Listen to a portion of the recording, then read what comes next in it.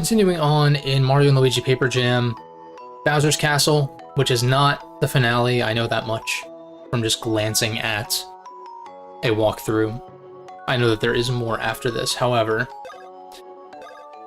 I would like for next time to be the finale if possible. So what the hell?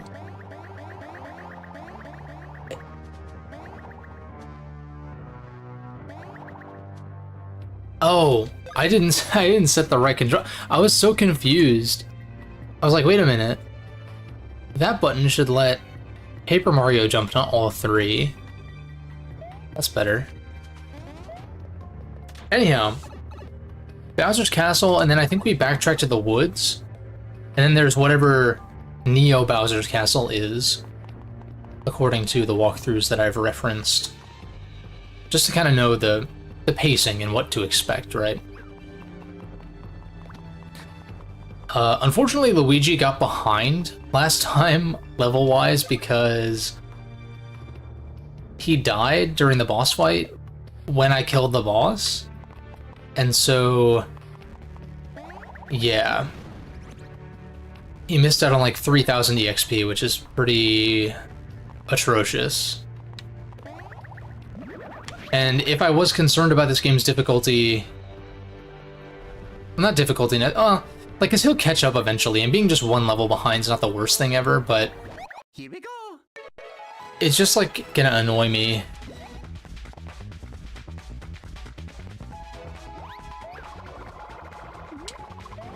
Oh. Oh!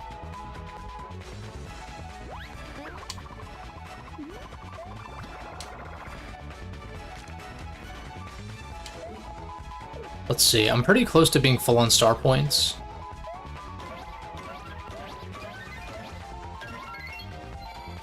$64 fitting.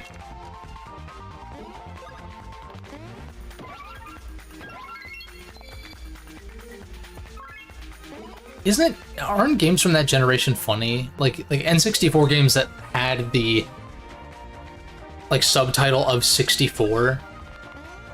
It's like such a weird, like looking back, that'd be like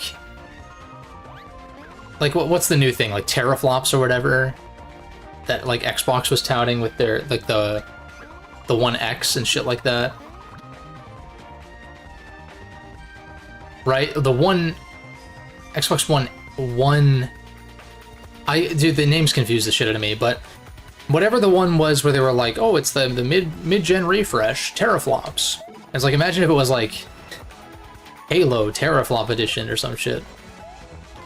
It's like got a similar energy to like Mario 64, because yeah, it does indicate it's for the N64, but the Nintendo 64 as like a name is like kind of weird. I know 16-bit was a big marketing point for Super Nintendo and Genesis. And so I guess it's fitting that 64-bit, like, touting that even in the title of the console made sense, considering I think the PS1 was 32-bit. Because it did come out, PS1 did come out a year before the N64, as far as I'm aware, in 95.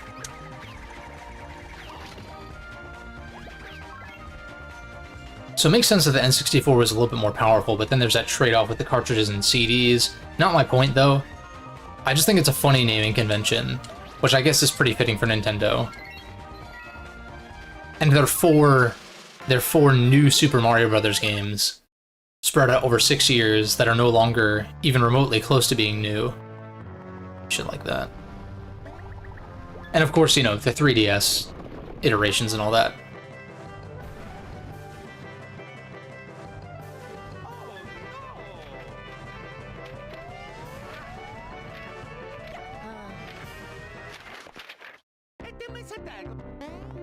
Another transformation.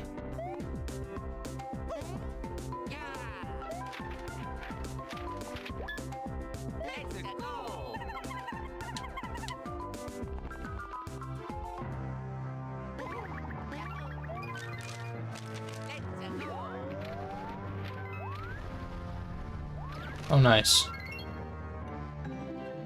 Cool. How many techniques is that? It looks like that's probably the last one, right?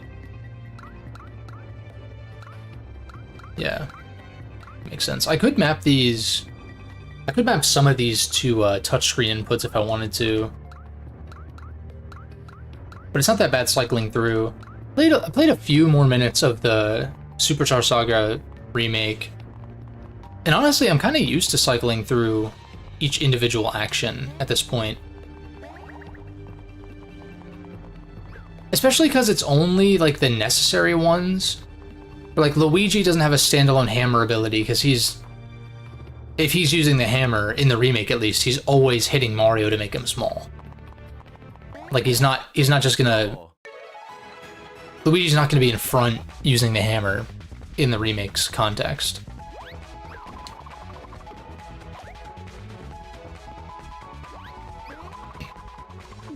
And, like, for instance, I haven't quite unlocked the, like, super speed, like, you know, the hand abilities on the other brother.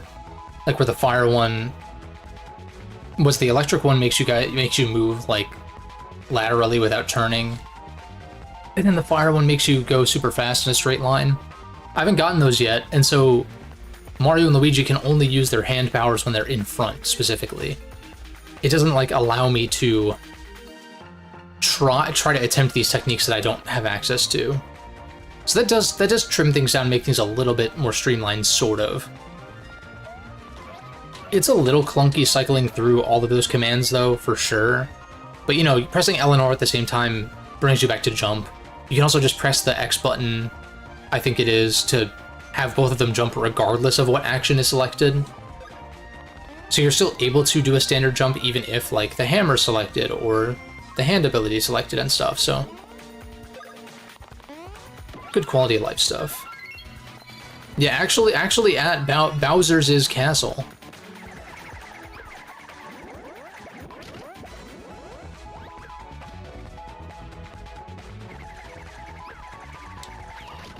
Nice. The boss here is cool from what you know. Sick. Bosses have been pretty solid so far, I gotta say. But it's like kind of similar to Dream Team, where like the combat is the big standout kind of thing here.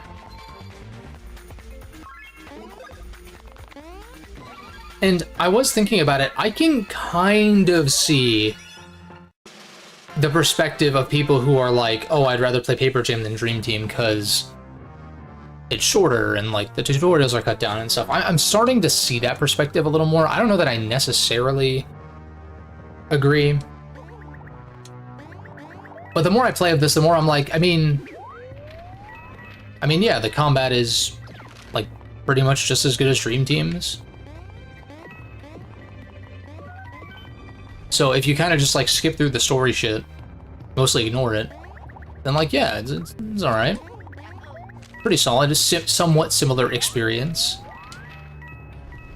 If we're talking like strictly mechanically. Here we go.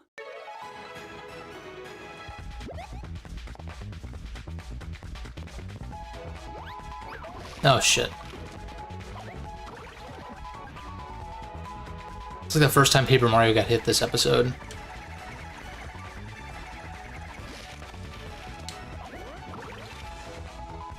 Copy up.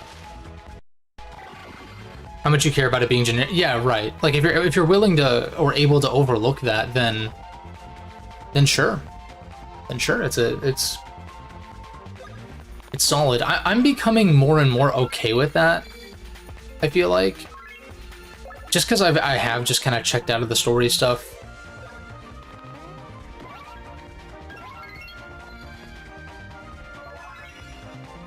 But yeah, but like, in playing more of the Superstar Saga remake, like while I'm playing that, I'm like actively having fun. Whereas in this game, the combat is fun, but like I kind of still feel sort of just neutral through much of it.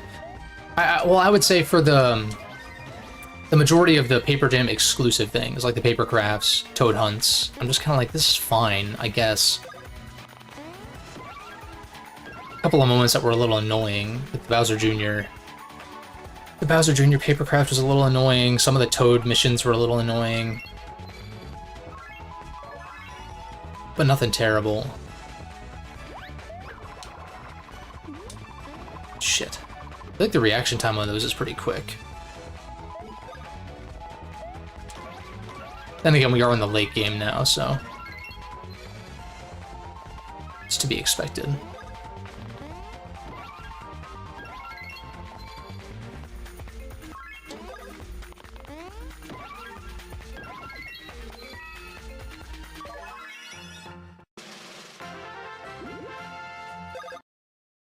I guess based on how like higher levels require more experience to level up, Luigi will eventually catch up. Eventually.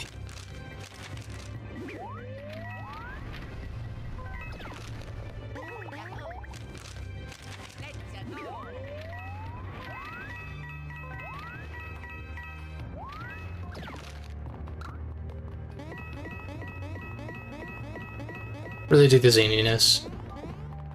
Yeah, I agree. Don't know much about this area besides the boss being cool. It's all good. I'm assuming, because I think in this moment the average player is intended to think that this is the finale. Shit. God damn it.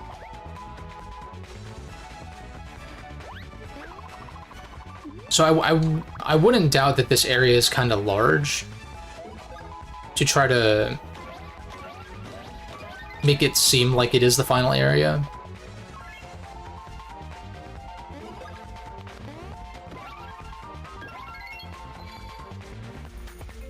I could probably stand to use one of these cards, because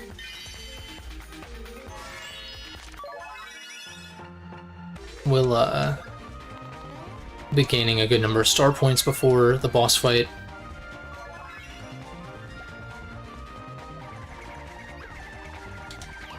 Nice. That double damage on counters is insane. Like, actually. Like the Hooniversity, yeah. It is interesting that Hooniversity is kind of made up to be the final area when it's like not even close. And not even close to being that. But then again, coming off of Super Mario RPG, and how short that game is, I mean, yeah, Paper Mario 64 did exist at the time, but and that game was what, like closer to 20 hours or something, so like definitely longer than Super, but it is one of those things where, like, if you have no context for how long your average Mario RPG might last, then maybe, especially as a kid, maybe you'd be like, oh, maybe the Hooniversity is the last area, who knows, right? But then you end up having like 2/3 of the game left still. Ah, shit. What's up, Antonio? You're early. Was a GBA game. Never played it blind, you can see. Yeah, exactly. It's something I've mentioned about like Persona games in the past, where if you play Persona 4 in particular, because it's a murder mystery, if you play that game like completely blind, you might think the game is going to end at like several points, because it's like, oh, this is the culprit, or oh, we might find the culprit this time, or whatever, but if you know how long those games are and like the span of time that takes place in game, you would know that it's not actually the end.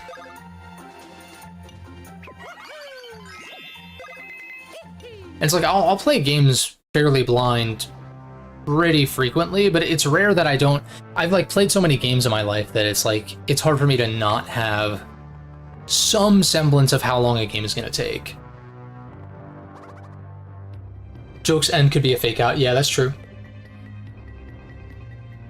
Portal 2, yes. Portal 2, especially if you coming off of Portal 1, which is a lot shorter and only takes place in like the main Aperture labs.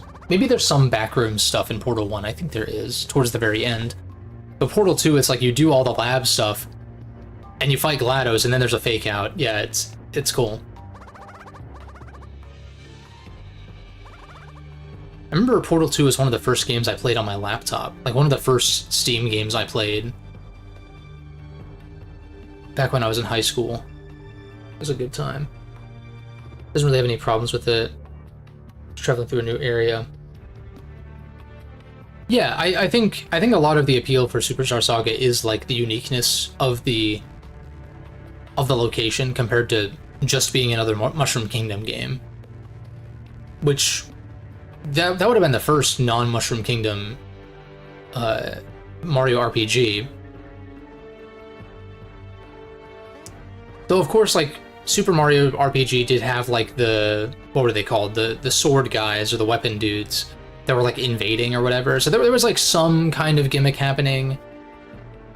PM64 was pretty standard, but they did get kind of zany with, like, they stretched the, I feel like Paper Mario 64 kind of stretched what the Mushroom Kingdom could be, and then Thousand Year Door even more so. Whereas Superstar Saga was just like, yeah, fuck the Mushroom Kingdom, we're going elsewhere. Lumbago, what is this, Red Dead 2? Is that Uncle? Is that Uncle from Red Dead Redemption in Koopa form?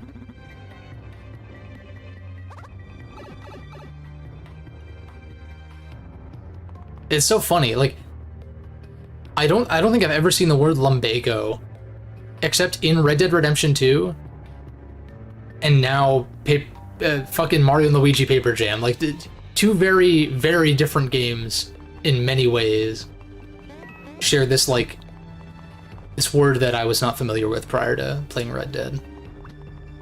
I think it just means lower back pain, pretty much. Basically the same game, yeah. Right. Let's go. Yeah, I mean, you can grow a mustache in Red Dead.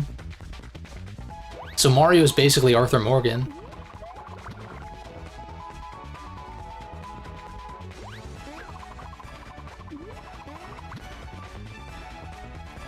And Luigi's basically John Marston, right? Close enough.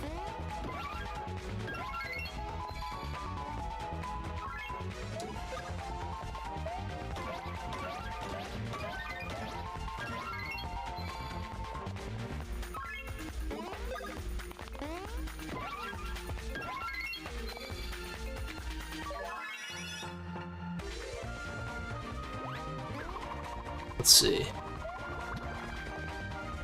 Paper duplicates of those guys. Dude, Paper Arthur? Red Dead? Oh god, there's probably some kind of... There's some kind of pun you could do with, like, office supplies in Red Dead or something. Dude, Paper Mario is very powerful. He's very strong, especially because I have boots on that, when he's at full copies, he does more damage with his stomps.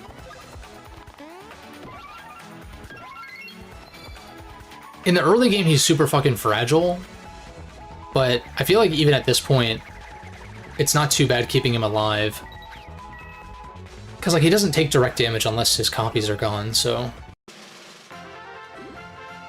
As long as you're able to dodge enough to keep them at max, or to prevent them from depleting to 0, then you'll be fine. Here we go. He's fun, though. I like the multi-jump thing. I really think a Paper Mario game where Paper Mario plays like this in combat, and you have, like, the multiple jumps and stuff, or really just a Paper Mario game with kind of these more dynamic action commands, which would basically be like a Mario and Luigi game, but with Paper Mario characters. You know, it's kind of like the equivalent thing of that or whatever. Red Ink Redemption. Everyone forgets the Ice Bro. Yeah, I guess that's fair. Yeah, it's usually just Hammer Bros, Fire Bros, and Boomerangs that they pull from.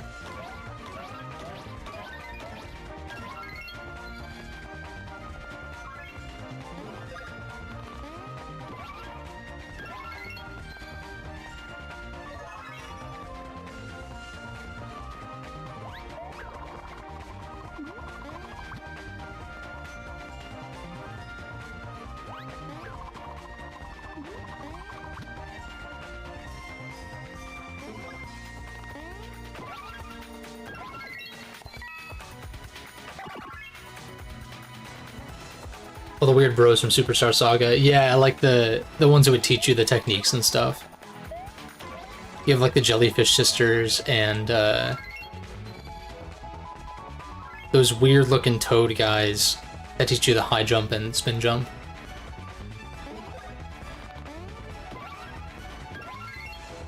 And of course the hammer, the hammer bros, but the ones that actually like are hammers. I guess like the hammerhead bros you could call them.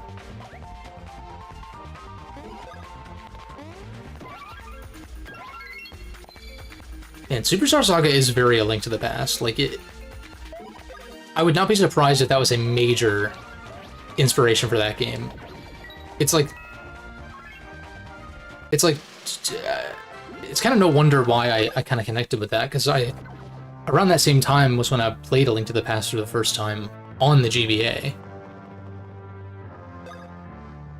You know what I always found odd too is that Super Mario World and A Link to the Past had GBA ports, but Super Metroid never got one. Which I always found, not always, but as I've gotten older, I've kind of noted that that's a little bit odd that they didn't do that. But then again, we got Zero Mission, which was a remake of the first one, so. And Fusion. Whereas, like, Mario didn't even get a brand new game on GBA. Zelda got Minish Cap. So Zelda at least got a new game. I don't think Mario got any new games on GBA, though. But I kind of think, especially for the time period that I grew up, it's kind of like just as well, because I was able to be exposed to like these older titles that I wasn't even really fully aware were old titles until I looked into it after the fact.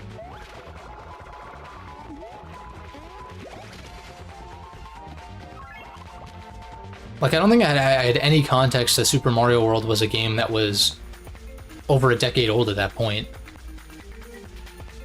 At the time I played it. I was just like, oh, it's a Mario game on GBA, sick. Superstar Saga is the only fully original. Yeah, that's true. That's true. I guess as far as platformers, there were none, but there was Superstar Saga, yeah. Oh, Mario vs. Donkey Kong, yeah. Yeah, I mean, that's more of a puzzle platformer than like an action platformer, like your typical Mario Bros. But that's a pretty fair point, actually. I did have that game growing up too. I don't think I ever beat it, but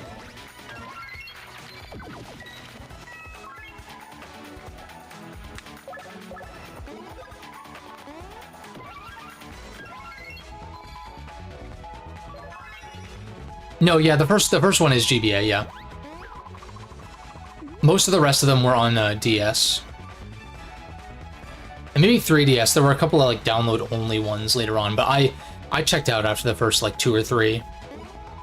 Like, I think I played, it was what, Mario vs. Donkey Kong, and then March of the Minis was the second one, and then it was Minis March again. I think I skipped out on that and didn't play any of them past the second one. I loved the level creator in March of the Minis, though. That got a lot of playtime for me. I thought that was super cool. And you had, like, not only the mini Marios, but you had, like, there were mini Donkey Kongs, and there were mini, like, other characters and stuff that functioned slightly differently, I think. It was cool. Yeah, the Mario and Luigi game's so good. Yeah, the enemy designs, yeah, absolutely.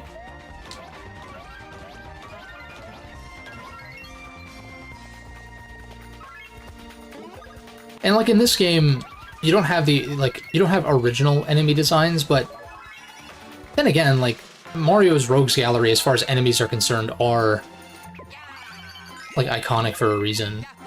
But it's definitely not as interesting as like a lot of the previous games. Because even Bowser's Inside Story, despite taking place in the Mushroom Kingdom as well, had a lot of unique enemies. Not just inside Bowser either, because that would be the obvious takeaway, but even like those tree guys, you have like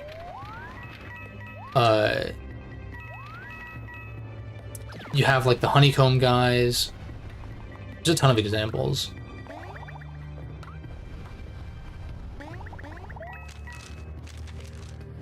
There's an opportunity for a shit ton of coins.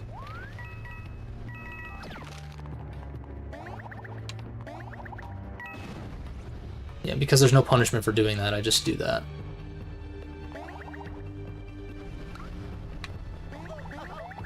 There's some novelty to having the various generic Mario pose in one game. Well, yeah, because it hadn't been done before because there were so many unique enemies instead. Yeah, I said all those weird animals. Yeah, and like the fossilized, yeah. That's a component to BIS that I really like, is that kind of synergy between the narrative and the gameplay, where you're facing Boffles robots and shit, and like chimeras and whatever. It's very, very Mother 3 in that way, which is cool.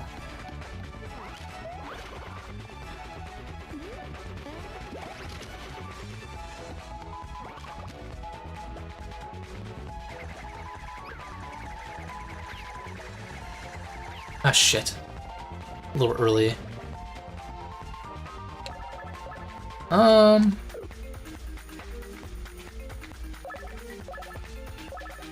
feel like I should just... I feel like I never use this defense buff one, legitimately. And the Fawful Express, yeah. Fawful turns Luigi into a robot. Wait, what? What's good, Space Cowboy?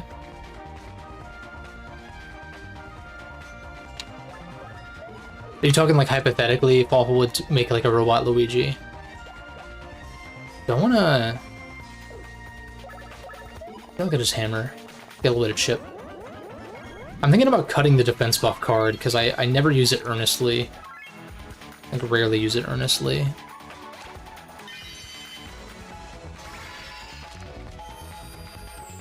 I might as well use these two. Oh, Mother 3 reference. Okay, yeah, no, I see what you mean. I see what you mean. Right, yeah. No, that's a good point. Haven't played this game. I haven't played Paper Jam before, no. This is my first time making my way through it.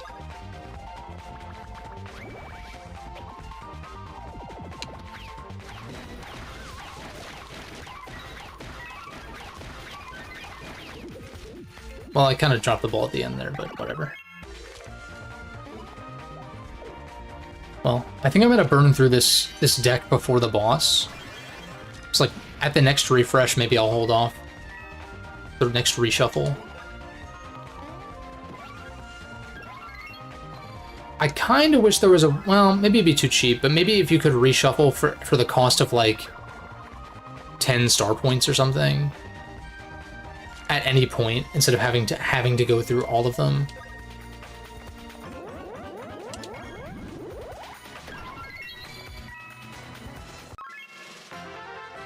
Who do I think the boss is? Well, no spoilers, because like we're so close, I might as well just see it for myself. But I would assume the boss is going to be Bowser. Or Bowser Jr. But... I'm definitely curious. I mean, I've been pretty impressed by the boss fights thus far, despite them being a little more on the generic side. There's got to be some way for me to get over there, right?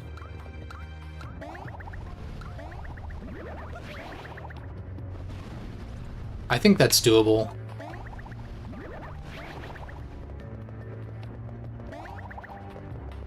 I just wait for the next time that platform to the left goes down. It was very bad.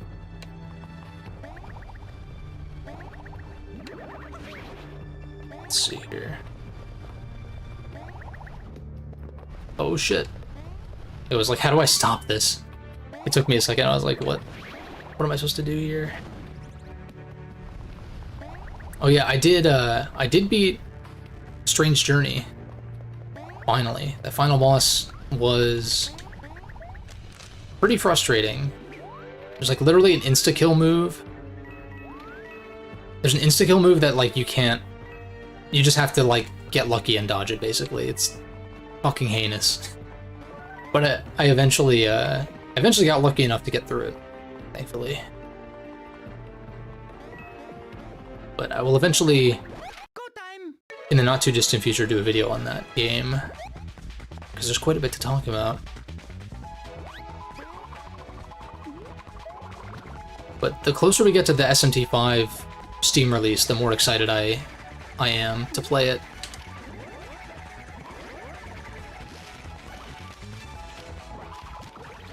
And I am going to jump into SMT4 and try to squeeze a playthrough of that in before 5 comes out. And then I will officially have gone back to the 3 SMT games that I dropped a few years ago, and like actually I will have gone back and beaten all 3 of them, which is cool. The enemy has to do all this parkour. Yeah, right. That's like an interesting disconnect where it's like this place is so so precarious to like maneuver around.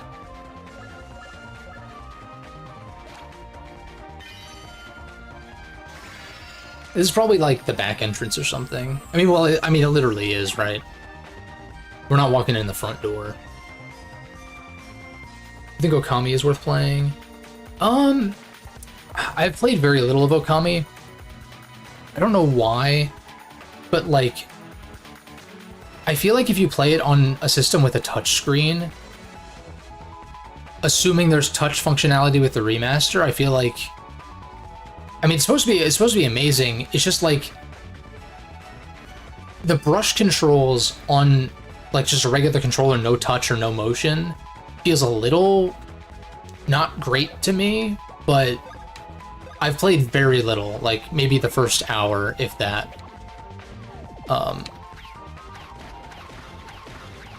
But I would say it's worth giving it a shot, just because it's like highly critically acclaimed. I just can't speak to it too much personally. But it's supposed to be very like 3D Zelda-esque. People compare it to Twilight Princess a lot when they're slandering Twilight Princess and saying that Okami's better, which like maybe it is, I don't know, but that's implying that Twilight Princess is like not good, but it is, you know, like a lot of story crammed in the game. Yeah, no, for sure.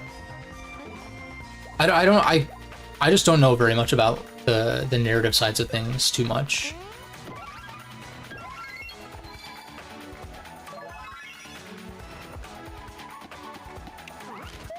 Like I'd like to eventually make the effort to play that game for real someday. It's just I've started it at like once or twice. No, I've definitely started it like at least twice, and it just like it hasn't grabbed me, so for whatever that's worth.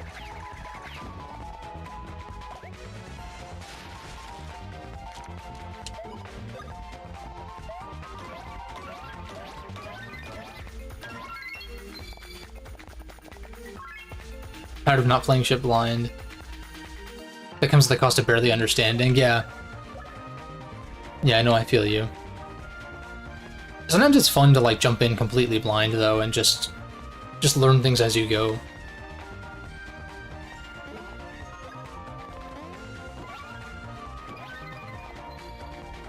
Like that's gonna be me once Metaphor comes out. Cause I'm avoiding pre-release coverage of Metaphor like the plague.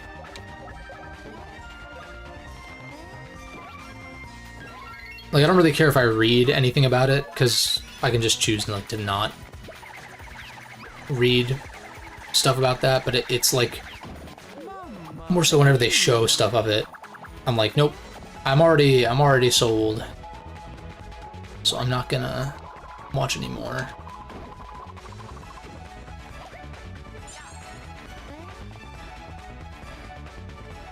Yeah, even trailers, yeah, exactly. I feel like with game trailers, though, it's a little different than like a movie trailer. Movie trailers, because watching a movie is like the entire experience is watching the movie. There's no like play aspect to it. If they show scenes from later on, like you've seen it and that's it. And yeah, that can happen with story context for games, but there's also a lot of gameplay that'll happen between those moments, and like the context in which they happen, which can also be said for movies too.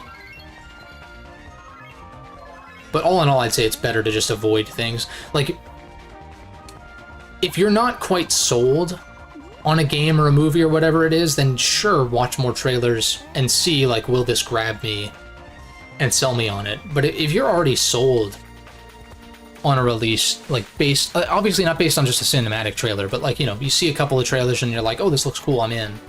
Or it's from a dev or whatever, in a series that you are interested in and stuff like that. It's like,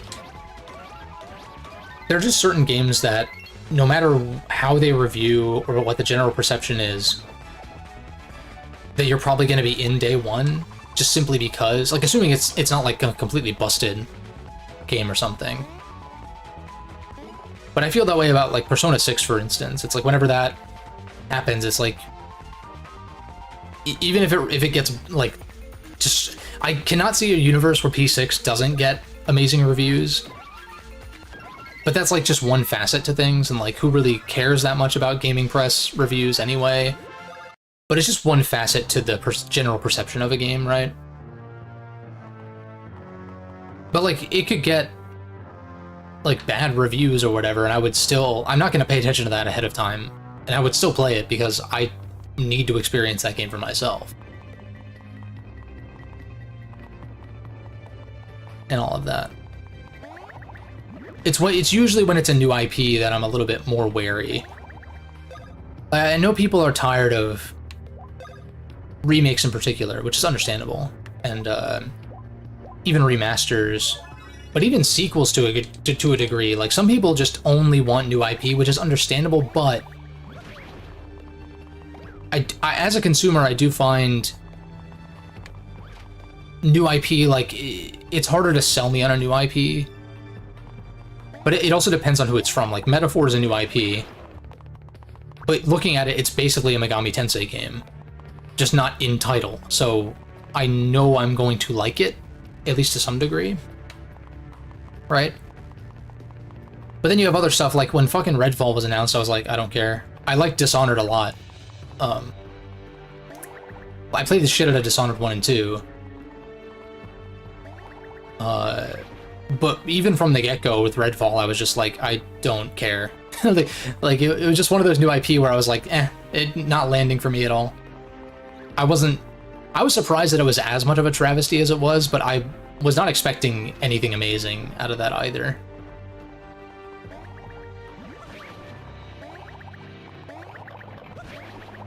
Come on, just jump on him. Yeah, well. Go. Kind of stick to your comfort zones mostly. Oh shit, okay. That's a lot of damage. That's a lot of damage.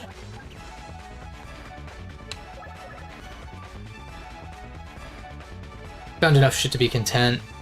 Yeah, you talked about that before too, where it's like, even if, like, new games stopped being released, I'd have plenty to play for the rest of my life. Whether it be replaying old favorites or discovering older games for the first time. Stuff like that. Let alone the myriad of Japan exclusive games that would no doubt get localized in a heartbeat if new games were not produced anymore. Exception is friends playing multiplayer games. Yeah, like, yeah. Well, plus a lot of multiplayer exclusive games tend to be not full price also. Which is definitely a bigger selling point, I think, for a lot of people.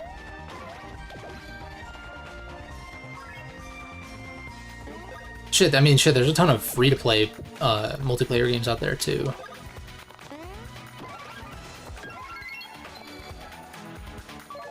But I feel like a lot of multiplayer games that kind of get picked up and played a lot tend to be, like, smaller titles.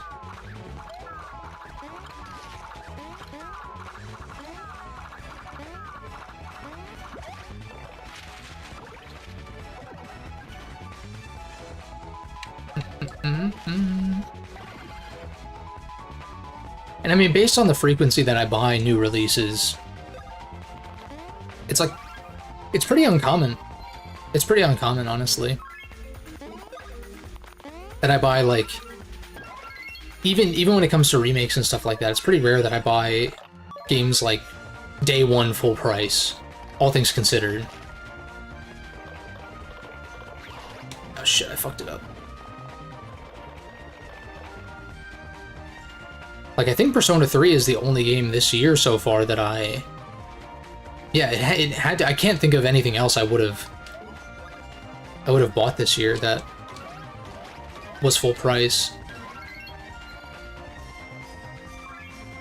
It's probably the first Steam game that I paid $70 for too. Definitely is, actually. Because a lot of these PlayStation exclusives, even if they were 70 on PS and they come over, they're usually cheaper. 60-70 price range makes you more wary of just buying games on a whim. Yeah, exactly. Especially when there is so much to go back to. And plus, at least for me, playing on PC, playing on Steam, most games go on sale like a few months after release. At like most, usually. Like Persona 3 Reload was already, I think it was like $48.99 most recently or something. And that's like, what, 3 months after? Like, it's pretty rare that a game holds its price. Baldur's Gate 3 is one that maybe was like $5 or $10 off a little while ago, but no, it doesn't have a reason to drop the price because it's selling at that price consistently, which is good for them. I do want to get around to that game eventually. I was gonna wait until they did a DLC, but apparently they're not doing DLC anymore, so I kind of just pick it up whenever I have time. In that case, but I've really Animal Well, yeah, I've heard good things about that too. I'm super fucking behind on indies. How could you not be with like so many releasing? But even the most prominent indies, I've not been as good at keeping up with like the big indie titles for a while. But there are some indies that I'm going to be there day one, like Mina the Hollower. Hades 2 is already in early access, which is crazy, but I kind of want to wait for the full release. Even if it'll take a couple of years, probably.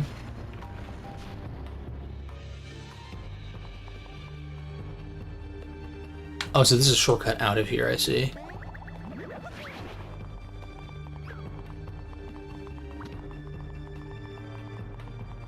Oh, yeah, this was the entrance we took, I see. Let's go. But yeah, there are definitely some other indies that I have my eye on. I don't know, I just don't really play a ton of indies. But I think it's because indie games tend to gravitate towards genres that feel like a little bit played out in the space. I feel like Metroidvanias and roguelikes. Which, I'm trying to think, I guess The Messenger had a Metroidvania portion in it. But by and large, when it comes to Metroidvanias, I tend to favor the actual Metroid and Castlevania games over a lot of the games that are inspired by them. Even if there is like a clear quality there, like with Hollow Knight. Hollow Knight never really grabbed me fully. If Silksong ever gets a release date, I'll probably go back to Hollow Knight and try it again. But it kind of lost me like 10 hours in. That was like my second attempt getting into it too.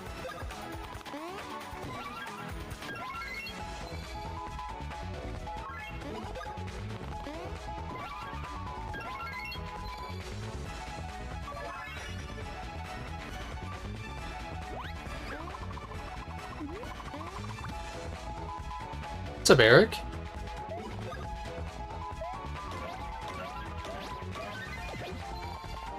But yeah, pretty much the only, like, I can't talk. Pretty much the only guaranteed day one buys for me this year are Atlas games. Like, Reload was obvious. SMT5, I'm totally there. I'm very excited to finally play that. And I'm glad I waited too. I know everyone gets on Atlus's case about the re-releases. I have yet to buy an Atlus game twice. Just because I did not own the systems that the vanilla versions were released for, so it's like Persona 4 Golden, just the Steam version. Persona 5, just Royal on Steam. Persona 3, I played FES, didn't buy FES though, and then Reload, right? And like SMT5, it's like I could have bought it on Switch and played it. Could have. Didn't. And now I get to play like the re-release final version. I was gonna go heal, that's right.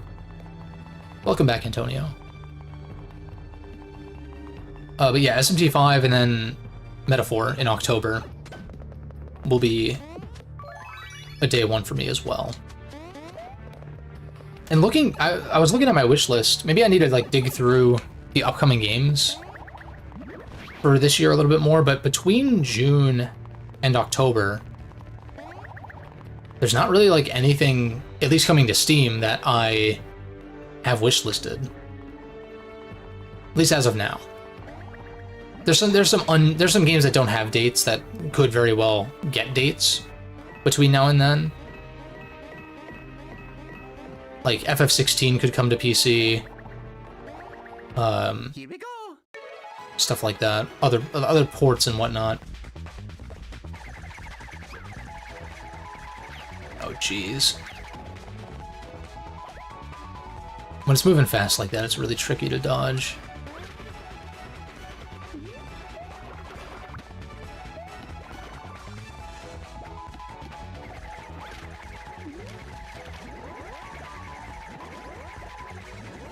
Oh, I'm supposed to knock him into the boomerang as it's flying around because you can't reach it, is what it looks like. Like the hammer doesn't quite reach.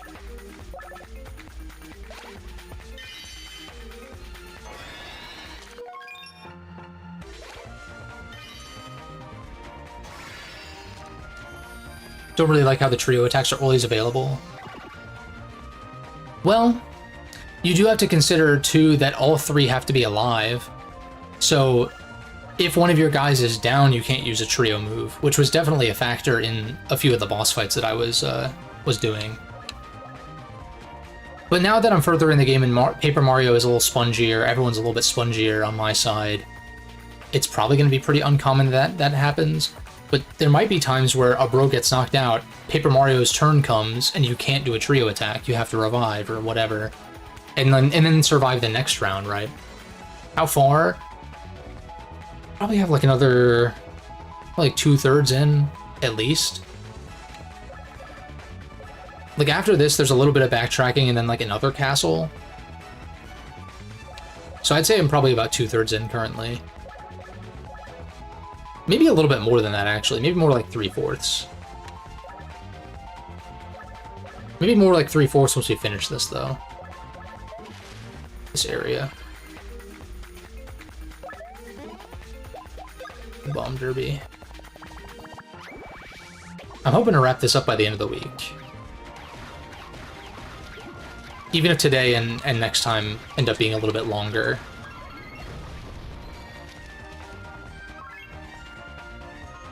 But it also just kind of depends on exactly how long this area takes.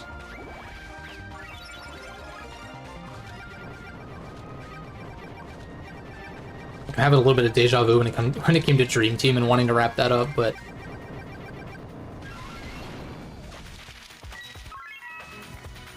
dude, Paper Mario's strong as fuck. That's why. That's why he's able to lift the cardboard hammer. I don't know how he's able to grab a three-dimensional object, but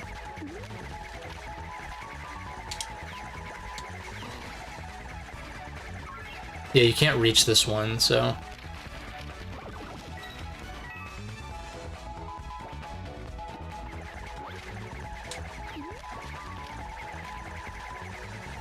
nice.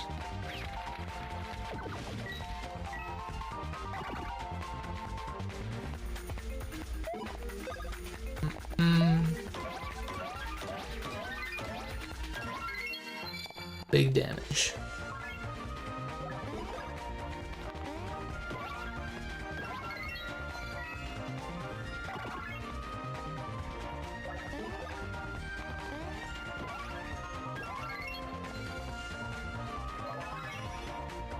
Probably use that last card in the next battle, the start of the next battle.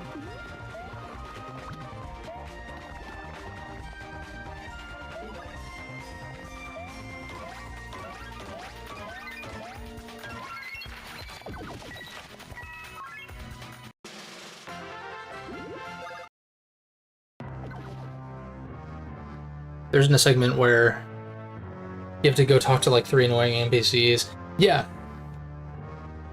Yeah, I agree. I agree. There's like no fat. They just completely trimmed the fat off this game. I kind of want to check out this other side. I didn't realize that this would be the correct way to go. I guess the other side was a dead end.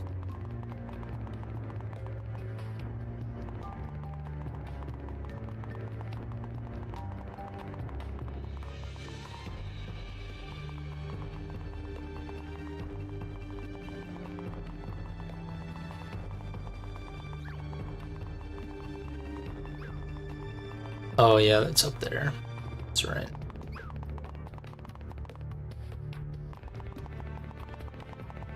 Oh, can I even go over there? Maybe not. No, never mind. Yes, you can. I'll fight some of these guys on the way back. I just want to get whatever question block is over here or whatever. Should be something good, I hope. That's not bad. I was hoping for like a piece of gear or something, but oh well. Yeah, Dream Team has a lot of that kind of shit.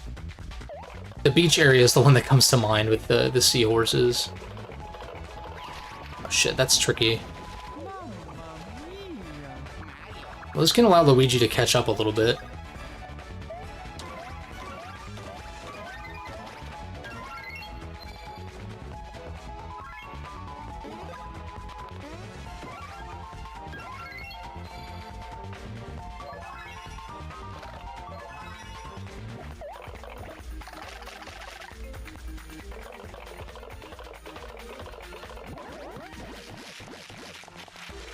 I guess I need to be tilting forward then? I thought them tilting back would be... Unless my timing was just bad. Maybe that's what it was.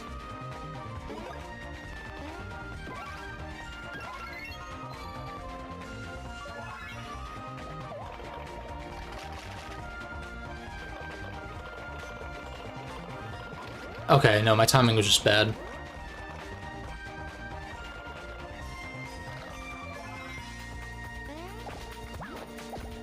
Driftwood Shore. Yeah, I mean, Dream Team's soundtrack in general is, like, really good.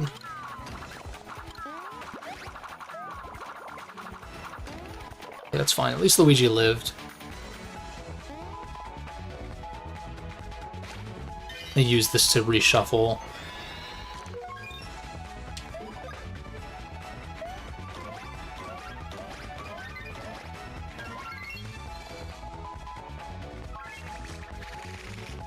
Probably heal up. I should probably have... Oh no, okay, Paper Mario is copied up. I was like confused for a second. A little early. Sorry.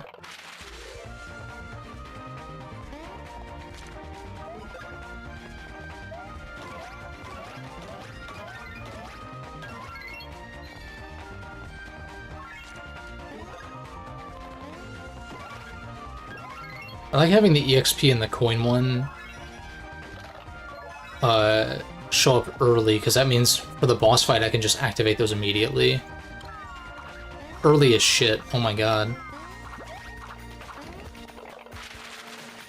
So can y'all like stop healing over there?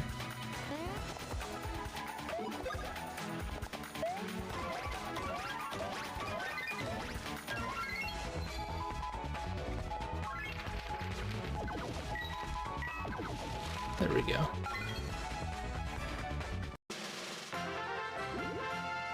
Dumb down the boss difficulty in this game? Yeah, probably. Dream Team had some really tricky bosses.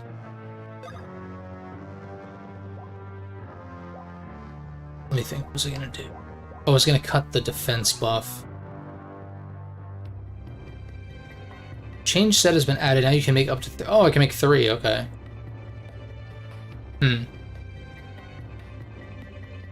Okay, that's kind of convenient, because then I can have, like, a boss fight one, and then I can have, like, a regular encounter one, or, like, one for grinding. I also think it's redundant to have the 25% EXP boost and the 50, because I don't think they stack. I don't know for sure if they do. But it's like, let's say I draw the 25% and I play that, but then I play the 50 later. It's like, isn't it just better to only play the 50?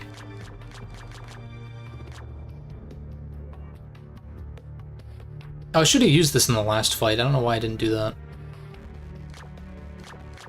Well, I know why. I forgot. That's why.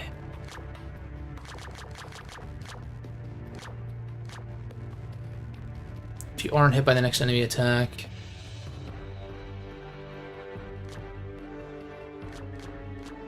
defeat Scoombas...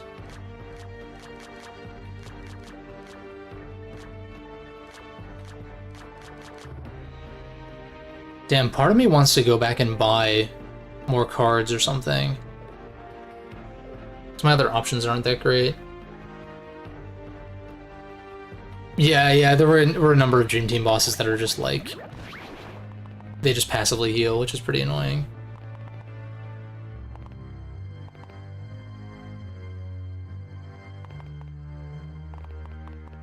Yeah, the giant battles with bad controls. Yeah, all the tilt stuff... it really sucks because that's another point in this game's favor. They kept a lot of the same attacks here for like bro attacks that used to use tilt controls, but now you just use the circle pad. So that just goes to show like they could have easily made those moves work with the circle pad in Dream Team, and it's kind of a bummer in retrospect, especially that they didn't opt to do that, because it would have controlled so much better. I think I am gonna go back and check out the shops real quick. Nintendo Gimmick Boss Obsession. What's up, Serenity?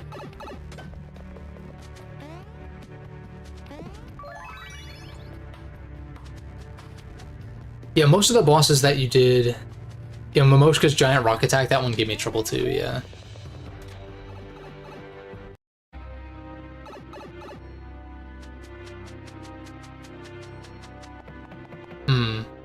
Is there like a faster way out of here, though?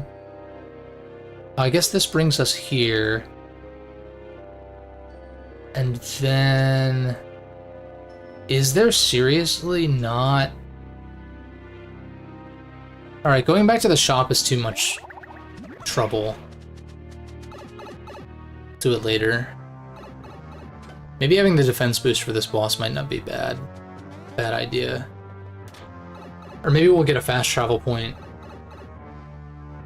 further in or something. I don't know.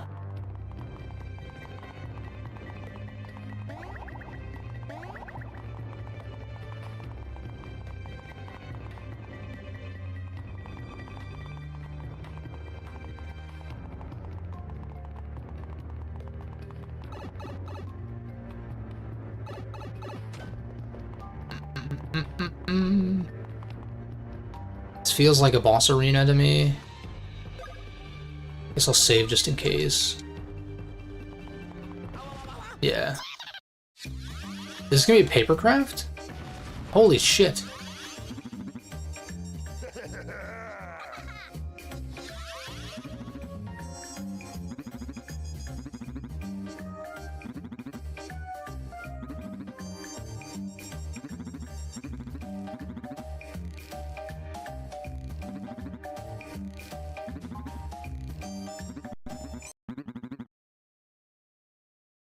Huh.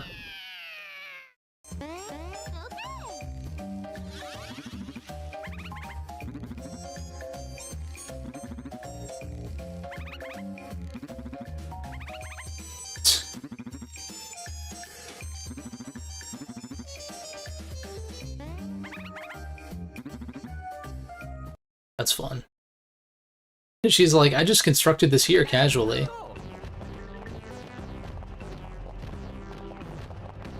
A little bit of lag, but... Papercraft Yoshi. Those arms are kind of cursed. Oh, so we're gonna use his tongue to, like, grapple across and shit. We're blocking his eyes. He can't even see. I think we have security and stuff, yeah. Press A in the air to perform a ground pound. Hit switches, okay.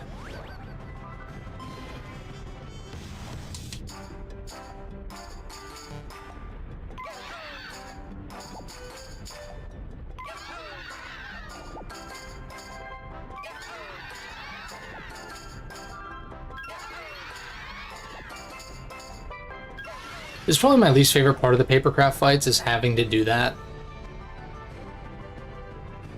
I know it's like it's intended to be a balance thing, but I'm also like,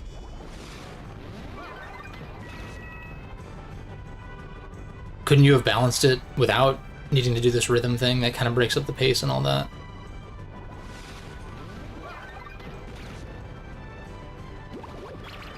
Okay. When you dash, okay. That's kind of cool. So we can, oh, whoops. I was gonna say we can probably just grab this coin as well. Sorry, I'm forgetting the camera controls. So like, the, R rotates us around. Yeah, that's right.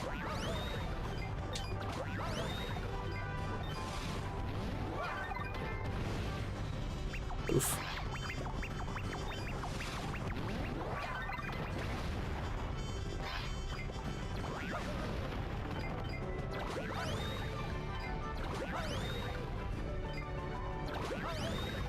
I was hoping to, like, actually have knockback with these, but it's fine.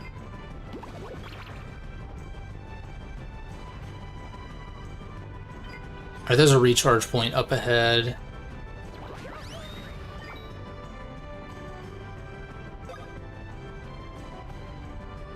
Oh, so I see. What? Oh, the little grapple point didn't show up, that's why. God, the tank controls are fucking annoying.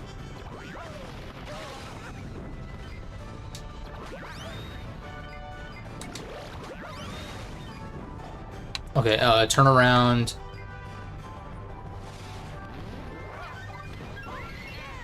Nice. Yeah, Lego games where you can build stuff extremely fast, yeah, that's true.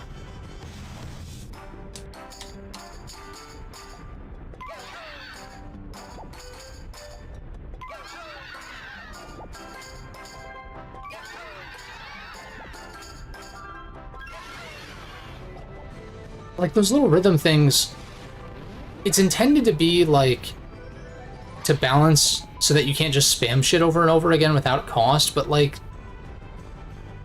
just, like, increase the cooldown or something. I don't feel like it adds much, personally. I'm gonna get this mushroom. This should be fun. No. Fucking turn.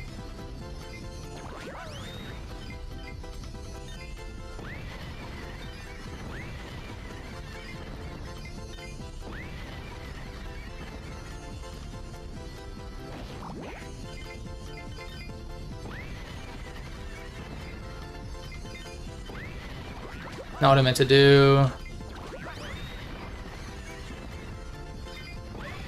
Nice. There's more.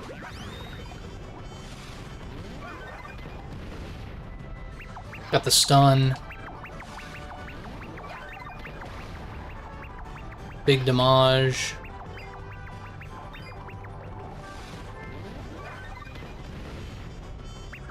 The AoE on that is really useful.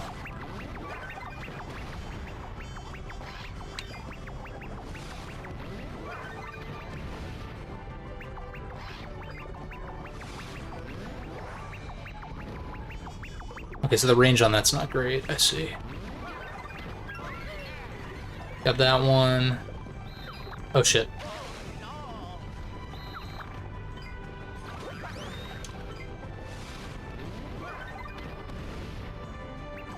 trying to knock him off the lava, but you kind of have to do it pretty close to the edge.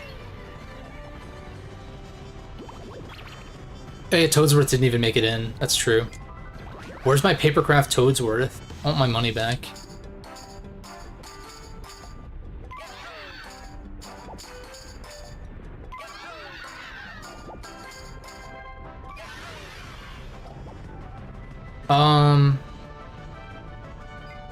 I'm like, I don't really want to take the heal. I'd rather leave this here in the instance that I really need to double back, and we can do that if necessary. Oh. Wait a second.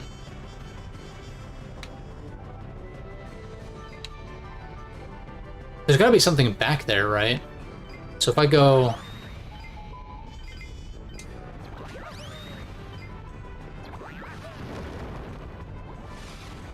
Okay, I guess we needed to do this. Progress. Flip. Oh, and okay, there's another switch over here, too.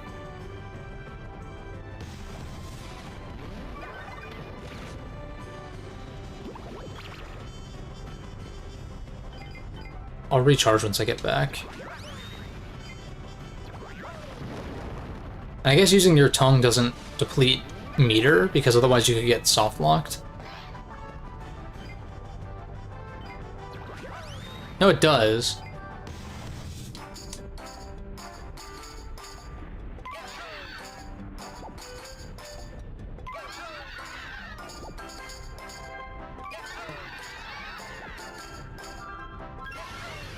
Okay.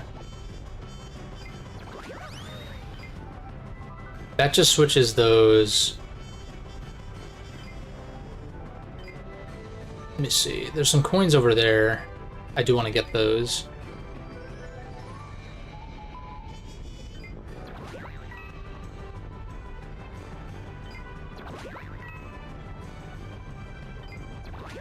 I'll press R to turn around.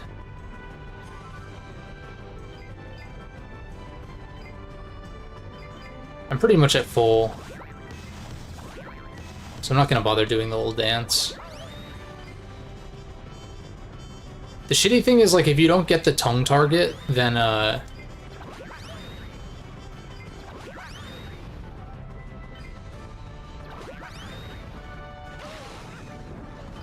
you'll just dash right off the edge.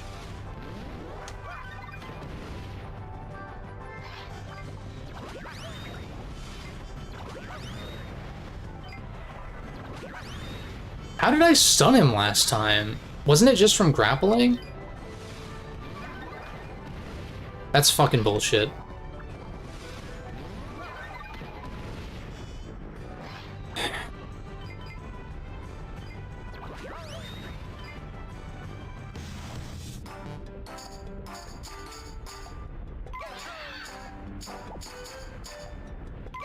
Like, it's just a pace breaker.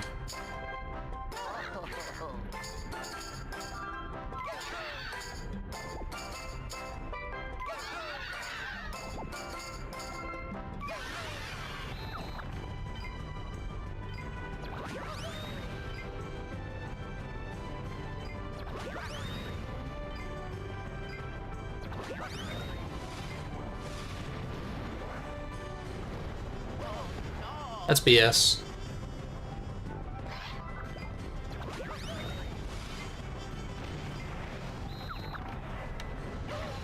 Oh my god.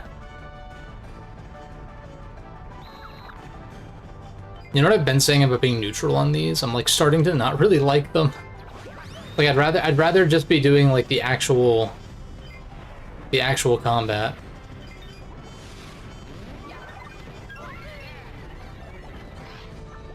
Is there another? There's a mushroom right there, so I mean... Oh shit.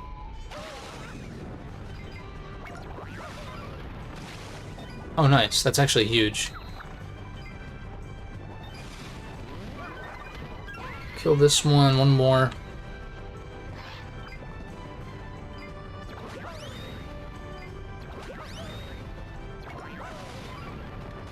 Nice.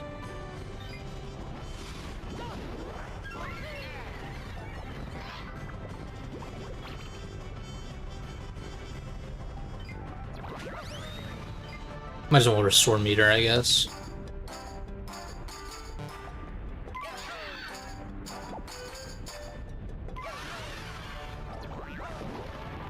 Get that mush. Boss fight time. Oh, wait a second. Fuck. Stupid thing. I keep like trying to turn around, but then I realize the turn radius is so wide. Those tank-like controls. You have to use R to flip around.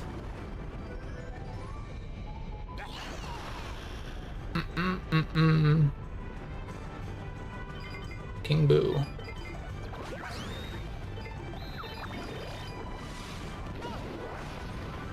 What?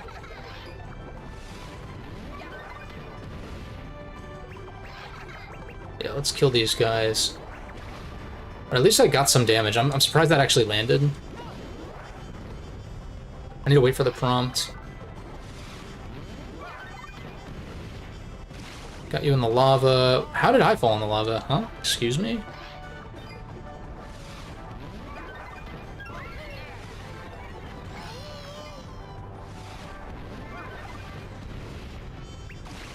Oh shit, now's my chance. Turn around.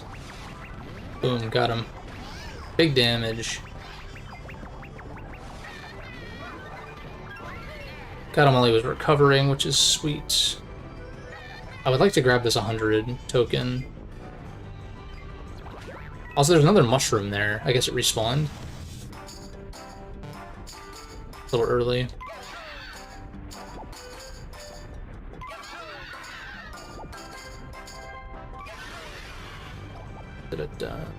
Where'd the other dry bones go? Oh, there he. Dude was literally hiding behind King Boo. Straight up did not see him.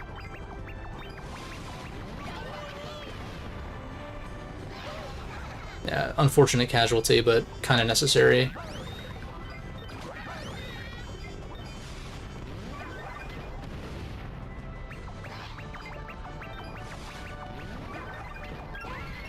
I don't know if these guys are going to respawn or not, but just bait him to attack. Oh, I guess I have to dash like as he's going to attack, right?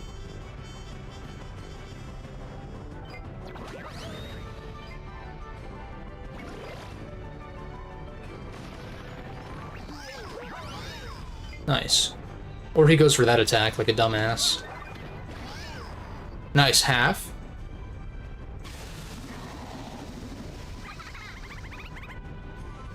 More backup.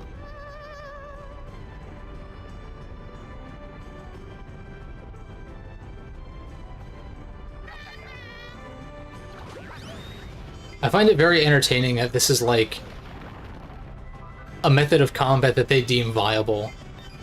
It's like, screw sicking all these individual boos at them. Let's have them carry a much larger boo.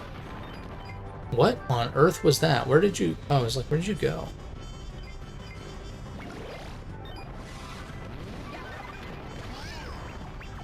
That's big. Got you. I'm gonna have to go recharge, probably.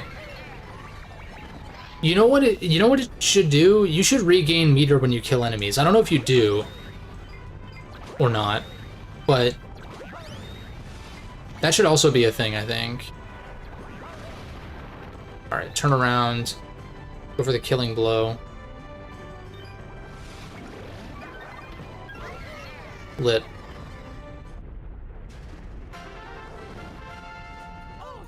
Yeah, I kind of like the giant battles better.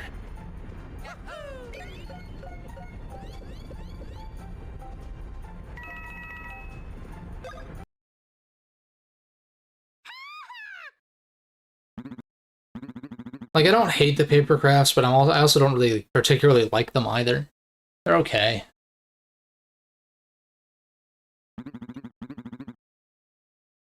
I'm assuming there's going to be one more at the very end, like Papercraft Bowser. Like, that has to be a thing, right?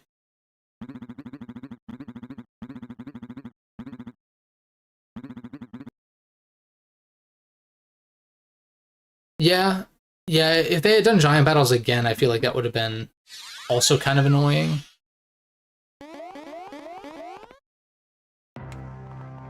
I mean, I feel like if you take away the tilt controls from the giant battles in Dream Team, they're pretty cool, actually.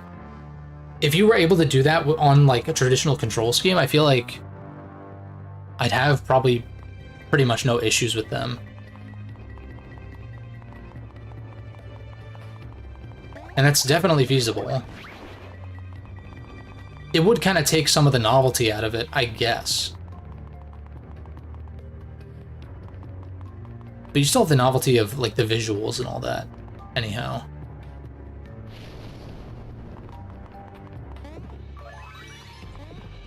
And the last section of Bowser's Giant Battle wouldn't be complete dog shit.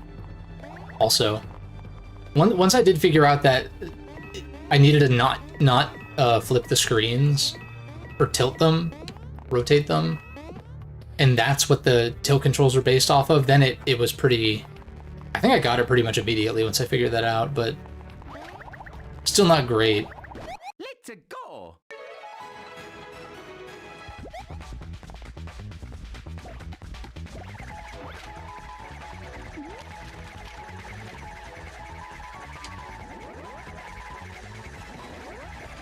Unfortunate. Not having, yeah. I mean, Pokemon has been suffering this similar thing where they just feel the need to include these gimmicks that they don't need to do a gimmick like that. That's not the problem. The lack of gimmicks is like should be the least of your concerns. At least for Pokemon's case.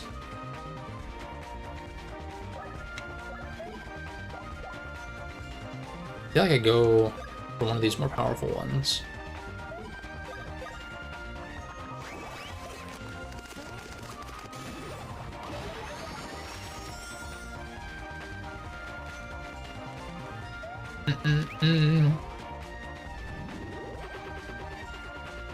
Shit.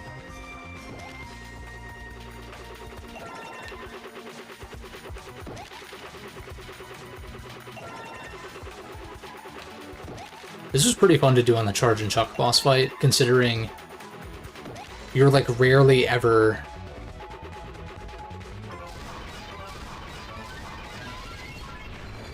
gonna have an encounter with that many enemies at once. So it's kind of cool having this attack last pretty long, since every enemy is accounted for.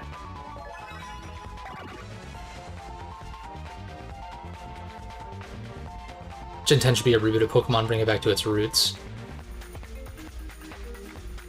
Region based on China or Hong Kong. Yeah, I wonder... Gen 10's definitely going to be a celebratory kind of thing. I wonder... I feel like there needs to be more time before a new generation, but at the same time, 2026 will be the 30th anniversary, so there's definitely going to be something big for that. And we know that ZA is coming out in 2025. But it's like, that just means that there's going to be like a year, only like a year gap between ZA and whatever 30th anniversary game comes out.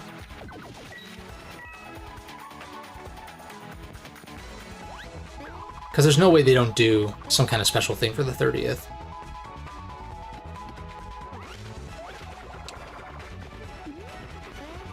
That was unfortunate.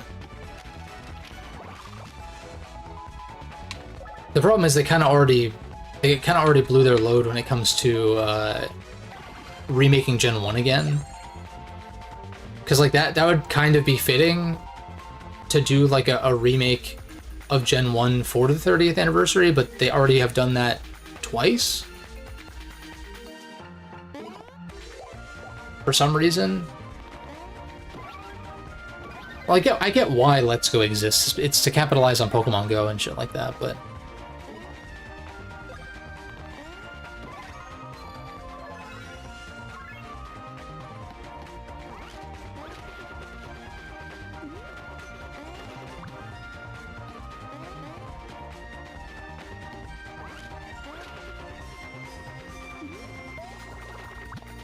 And the thing is, like, back in the day when there were only 4 or 5 gens, like, you know, pre-3DS era, it was like, oh, they could do a game with all the regions in it, conceivably, because there were only, like, a handful of them. But now there are so many that it's like, unless they do, like, a straight-up MMO, which I think would be very smart of them to do, I don't know why the fuck they haven't done anything like that. Even if I personally am not, like, super interested in MMOs generally. That just seems like a no-brainer to me. But, yeah, Gen 5 is my number 1 too, as well.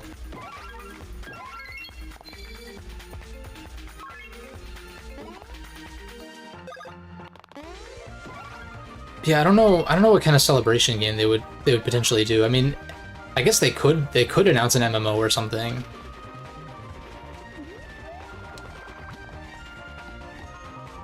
That really is one of those things that seems like a no-brainer.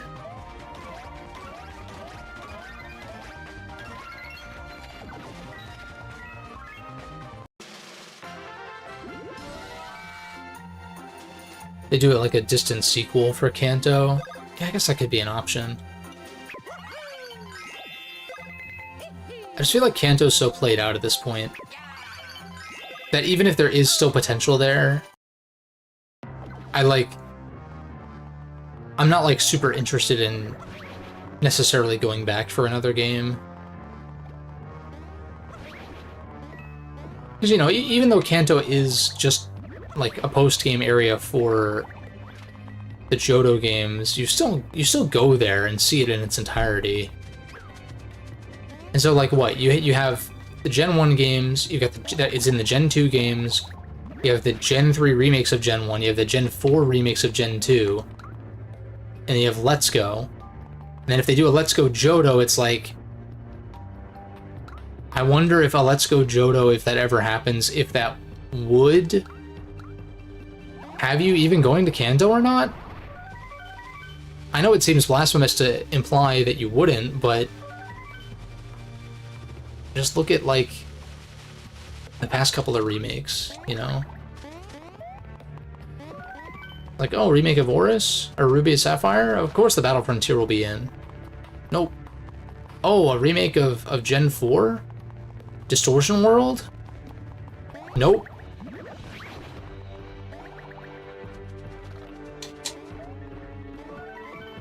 So I wonder. I don't even know if a Let's Go Johto is going to happen, because at this point it's like, I feel like it would have happened already. I almost feel like Let's Go Pikachu and Eevee were kind of a one-off to promote Pokemon Go. And Pokemon Go is still big, but not nearly as big as it was like 5 years ago or whatever. Longer than that now, but point still stands.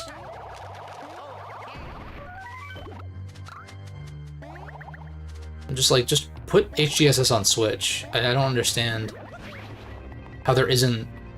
If there's one Nintendo franchise that would opt to resell their games or package them in a collection as opposed to doing Switch Online, it would be Pokemon.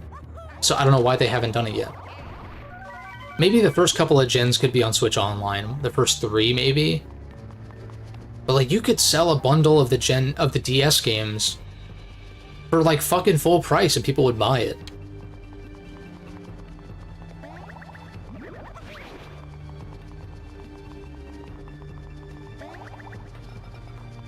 Oh, whoops.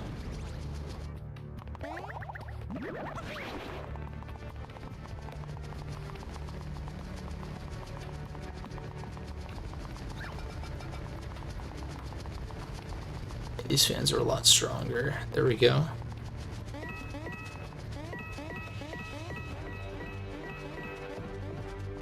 I wonder if I'm going to want to paraglide here. Oh, I see. Yeah, the fan is going to carry me on the paraglider.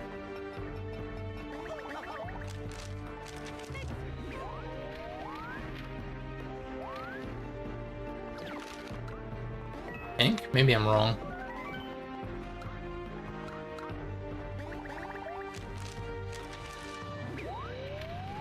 Yeah, like, I don't know... I mean, shit, they could do the same thing with the 3DS games. They could remaster the 3DS games individually and sell them again. And that would work for some people. I mean, I'd love to have like kind of a definitive Alola game in particular, because I do think those games are very good. But the 3DS was also holding them back, I think. In a way as well.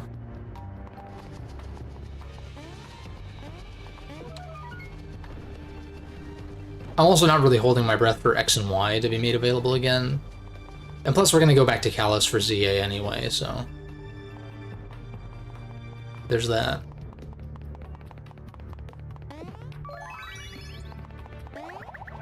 And I feel like I'm much more interested in that. We don't know shit, so I'm not like excited necessarily, because we don't know anything. Besides that it's happening and that it's gonna be probably akin to Legends Arceus somewhat, or building off the foundation of that.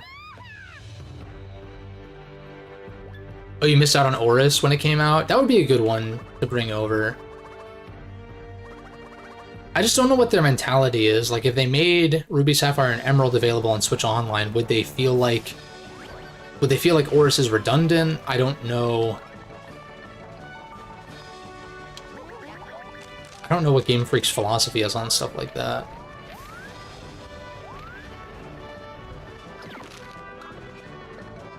Is this possible? Also, these chase sequences kind of suck. I don't like these.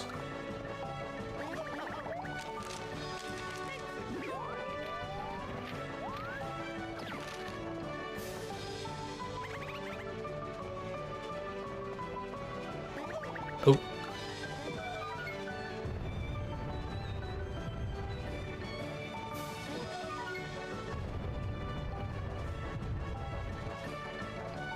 I think that's right.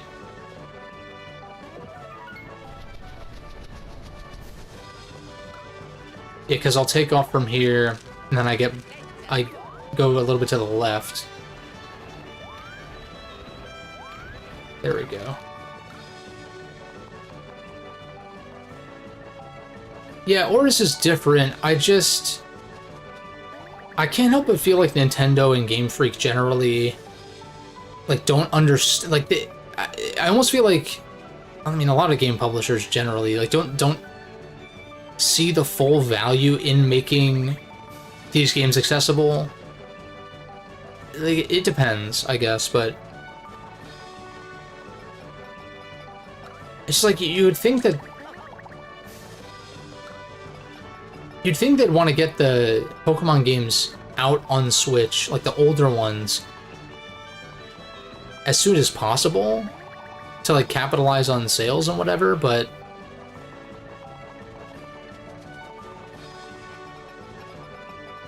how the hell am I supposed to... Can I make this? Oh, I guess so, yeah.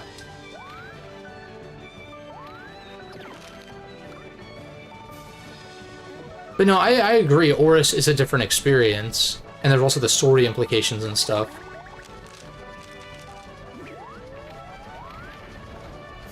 It was just kind of unclear as to Nintendo's intentions as far as making 3DS games accessible.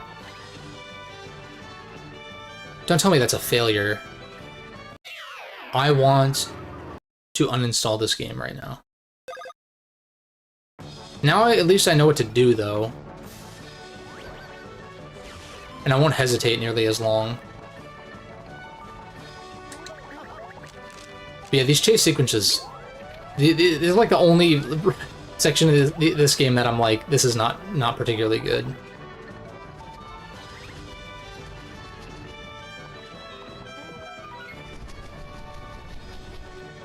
Turn those off.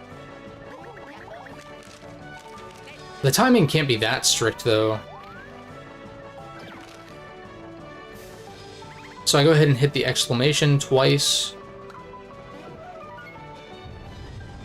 And then I turn on the fan. Maybe I should turn on the fan first, since it's closer to where I landed, but whatever. Turn this on.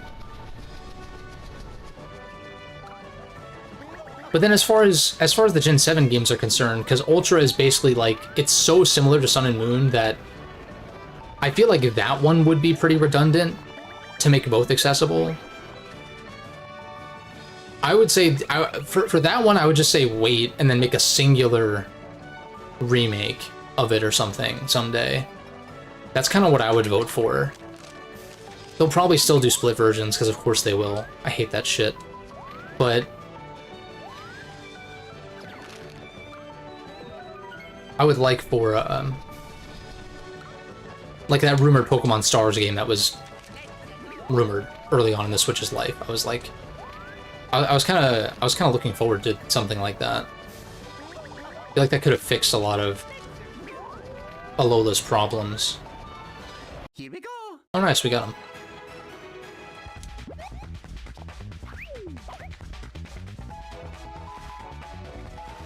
Oh, I forgot these guys' patterns.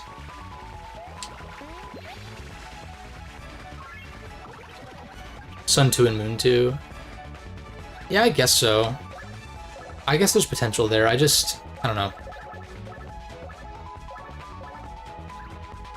They've starter Z move. I'm gonna be honest, I'm not like super familiar with Z moves generally. Like as far as the specific ones, I didn't really mess around with them that much.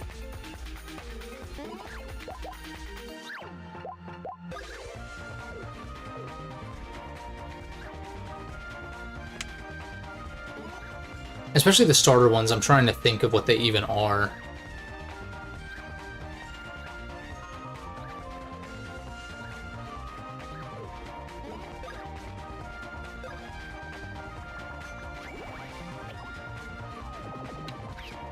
But yeah, despite my liking Gen 7, I would say that like Z moves is the one factor of those games, besides like some tutorial and hand-holding stuff early on. Mechanically speaking, Z moves are like the thing that I'm not super hot on. That was a lot of damage, goddamn.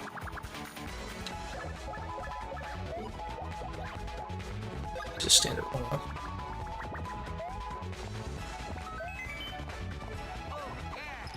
Don't really like Alola. I think it's in a similar spot with Dream Team, where if they just cut back the tutorial stuff. Because, like, the story there is really good, actually, surprisingly. Like, I was pleasantly surprised by Alola, because, honestly, Gen 6 is the one that, turned me off from Pokemon for a little while.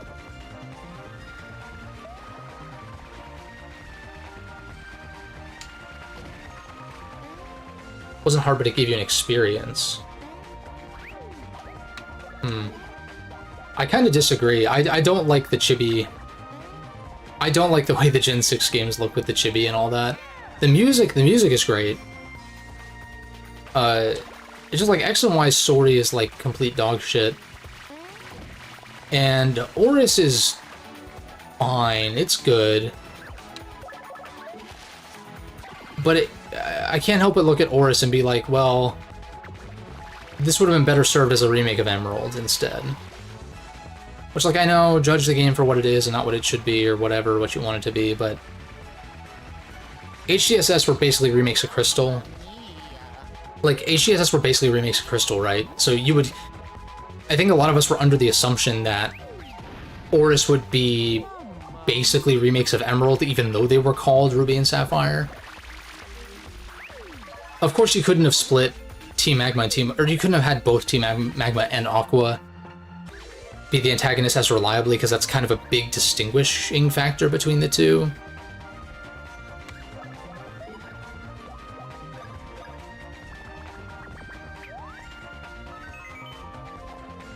Like, if they're gonna do remakes, they should just remake third versions, which of course we're already past that now.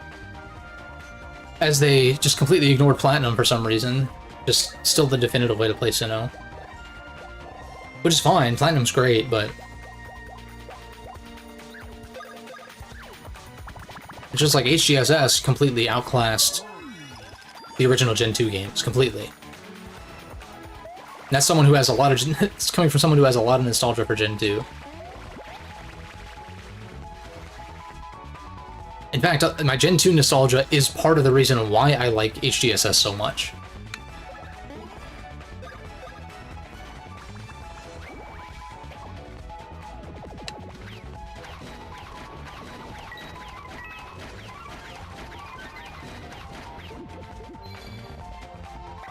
But yeah, like the Alola games just focused way more on story, and because of that, the pacing took some major hits, which is why I want to see them go back to it.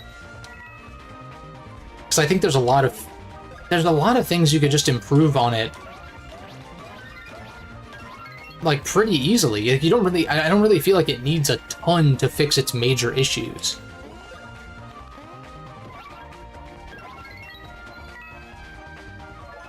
Now, like, the general structure of the game and, like, whether or not you care about the story or, like, whatever is another thing, but to me, the pacing is, like, the biggest hindrance for Gen 7, and that could be easily cleaned up by just, like, cutting tutorials and cutting superfluous dialogue. A lot of Dream Team kind of stuff that we were talking about with that.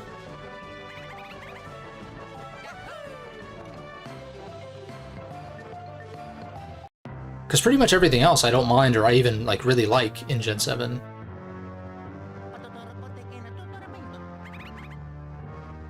And the thing is, also, compared to how Pokemon is now, at least those games were polished.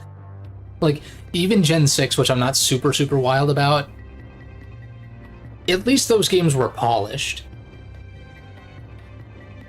And that's where I'm at with ZA, where I'm like, can the game be polished? Can they take the time to polish the game? If the story's terrible, don't care. If the game's, like, super baby easy, don't care. Just make it polished. Have it look good, and run well, and be polished all around. I don't, like, that is, like, we're at the point where I'm just, like, just do the bare minimum, make a polished game. Like, make a polished game, that's all I'm asking for. And then we can worry about narrative and difficulty and, like, all that kind of stuff. Which, like, those are the issues Pokemon was facing starting in Gen 6. But, like, at least, like I'm saying, Gen 6 and 7 were at least polished. Yeah, there were some frame dips because the 3DS is not, like, the most powerful machine ever, but it was never really, like, a major thing. But then you get to the Switch, and it's like, they don't look good, they don't run well, stories are not good. Well, okay, Scarlet and Violet had some merit with the story, but, like, Sword and Shield story is terrible. It's just lots of issues all around. Arceus was cool, breath of fresh air. Glad they're building on that with ZA.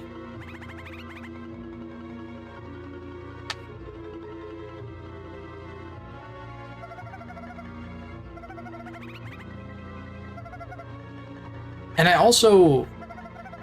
I just, like, can't look past the technical state that Scarlet and Violet is in, even with any merit that could be given to that game. There's still problems, like the fact that it's an open world, but gyms don't scale at all, and stuff like that. It's, like, just lots of weird... I don't feel like it justifies this open world a lot, largely. It's just, like, I don't know.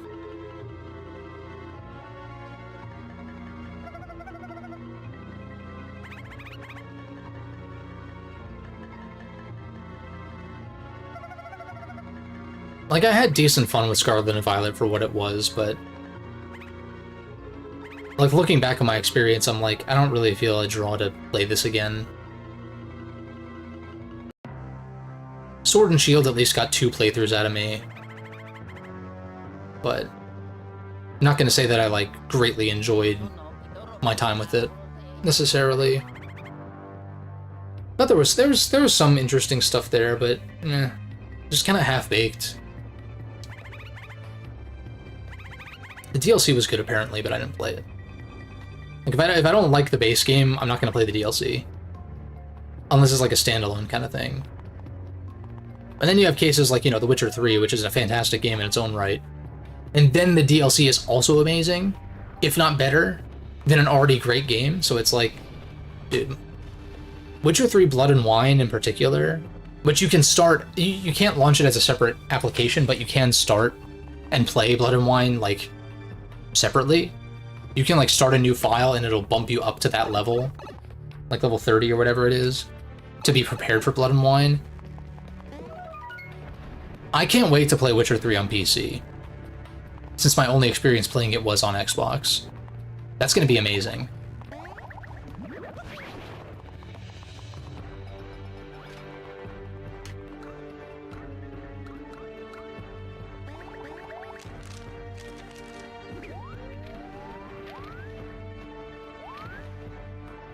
Is this the right way? Where the fuck am I supposed to go? Hold up. Why did I do that?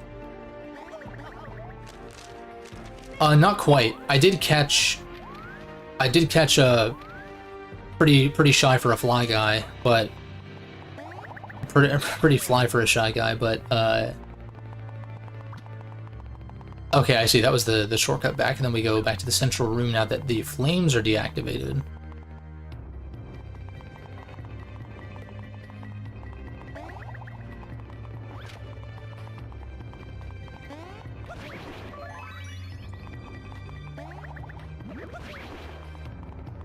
I'm assuming the boss is just up ahead, though. Which means I'm making pretty good progress. And probably can do much of the backtracking stuff. And save, like, all of Neo Bowser Castle for next time or something like that.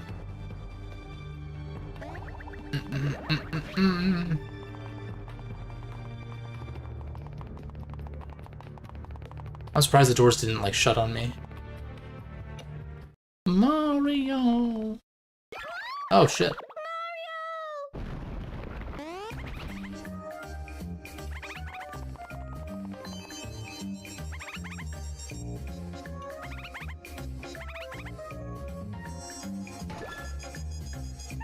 Dude, the book has been missing the entire game and they haven't done shit with it.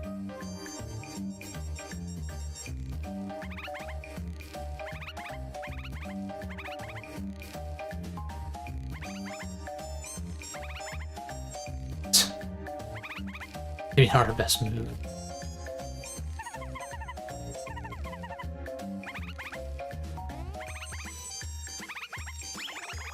Oh shit.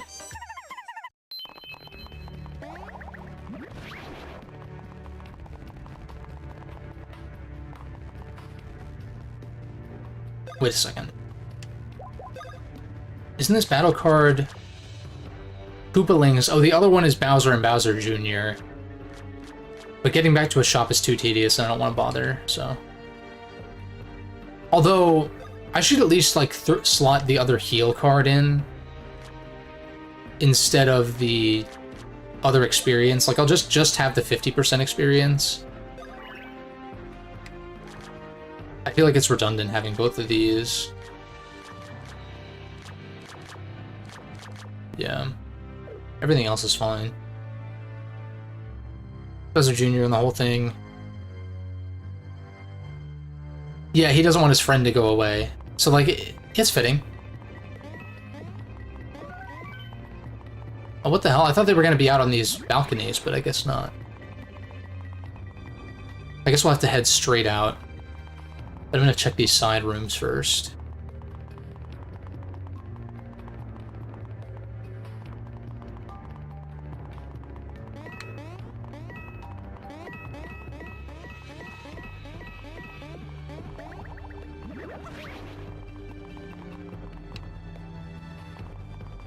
The book is the weakest plot device object, yeah. Yeah, it's fine. I mean, like, that is the plot device that also brought these guys into this world in the first place. I need to hydrate real quick.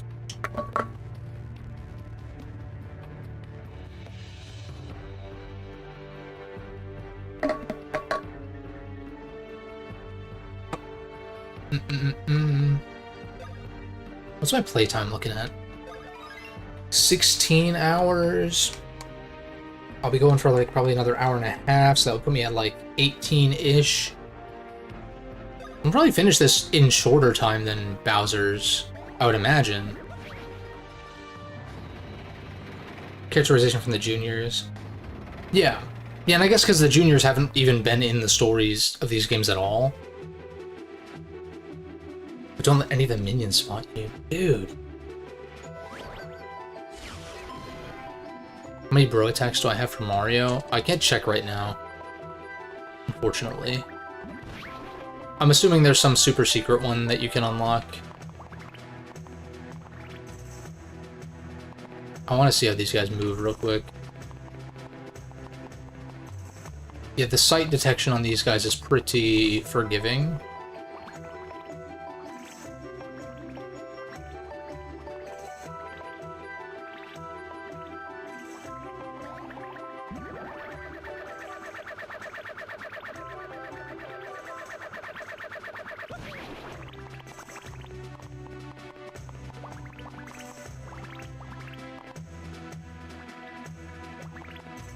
Okay, so I don't think they face this way, so I just need to dash at the right time. Beautiful.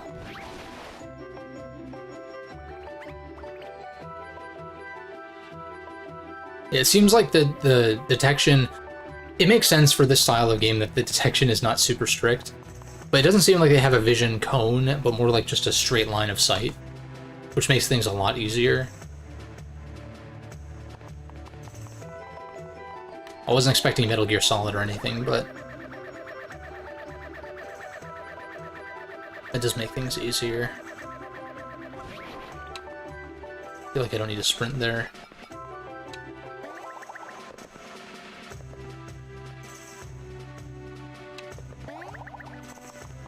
Oh, I see, this is blocked off. Why do I feel like I could just wiggle around here though? Oh, maybe not. Maybe not. I might try it though. Oh, I feel like it's probably... They probably made it so you could just barely not make it. But I gotta say, that is tempting. Oh, shit. Opinions... Yeah, I've probably said it too many times myself. That's something I've been thinking about. It's like, am I making the same talking points too many times? You never know when new viewers are gonna show up, but... For the VOD's sake, it's like... Oh god, here he goes again about the story being generic and like whatever, this game's fine, feel neutral on it, whatever, you know. But hey, you get what you pay for, these streams are free, so... Oh shit. That was my own impatience. Please tell me I just start from this room. Oh, thank God. Okay. 3 bros attacks.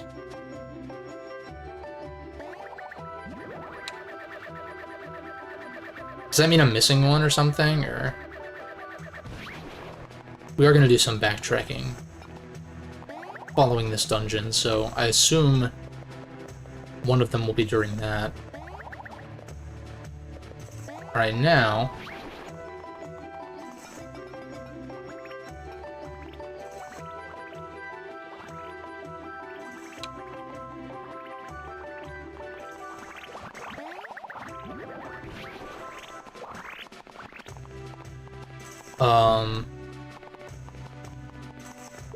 Oh, damn it, God damn it.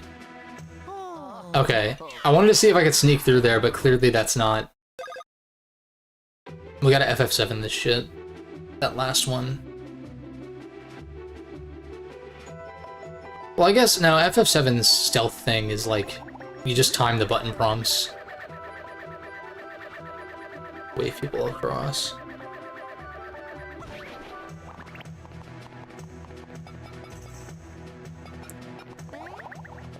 Oh, beep beep boop beep boop boop boop beep beep boop boop boop beep.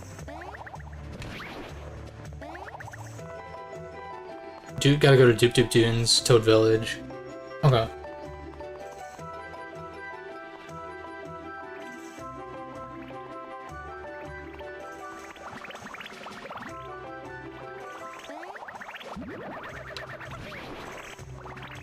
Okay.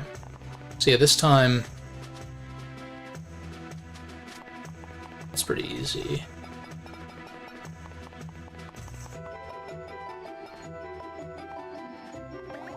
And then I'm assuming I need to use the hand.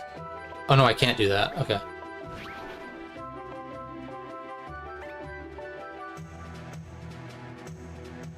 For the boss gauntlet? Probably not, no. Assuming you're gonna talk about like the super boss or whatever, the secret boss. That's not the book.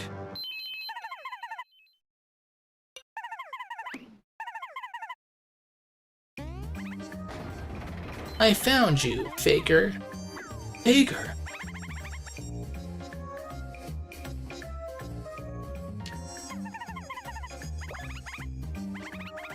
You're not even a mini boss. Oof.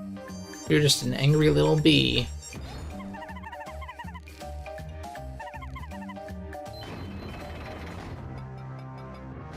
Starlow's kind of cute. The tutorials do get annoying, but in Dream Team rather, specifically.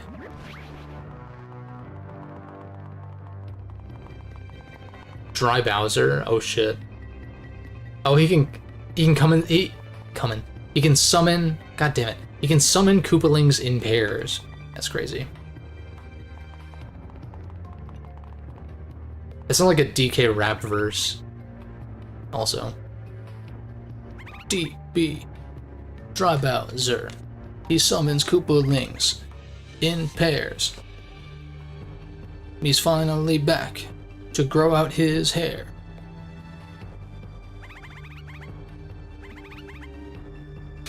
And then there's Chunky. He's dead.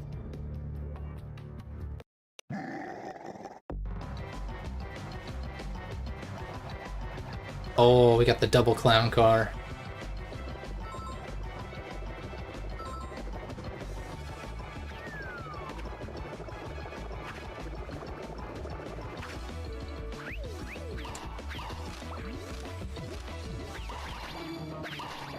Oh shit. Nice.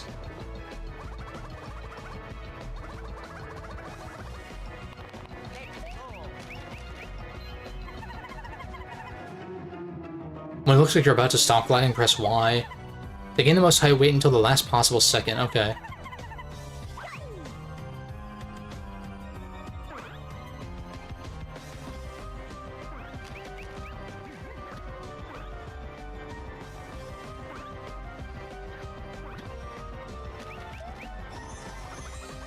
Winning distance 60. I hope that doesn't mean that they go that far next time and I have to beat that. That would be kind of shitty, but I doubt it. I feel like it's better to kite individual guys instead of doing this. This is better for like groups, right? Level 27, geez.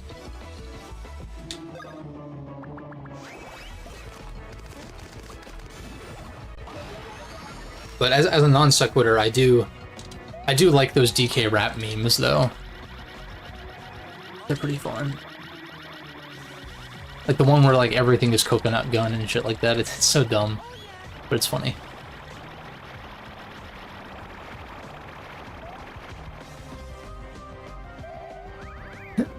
CG coconut gun. It's got the same energy as like those gamer poop videos for like Mass Effect and Skyrim and shit like that.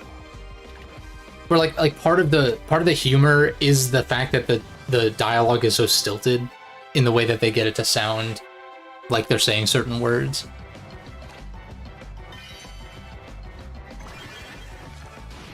Might as well take the chip damage now. A bomb derby? I guess so, right? CG coconut gun. Oh, this does nothing because they're hiding in their fucking thing. That makes sense. We can still drill shell them though.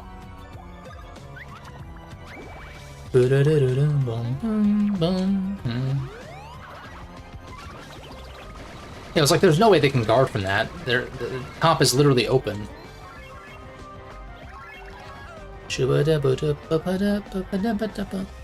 Oh shit. Not the barrels.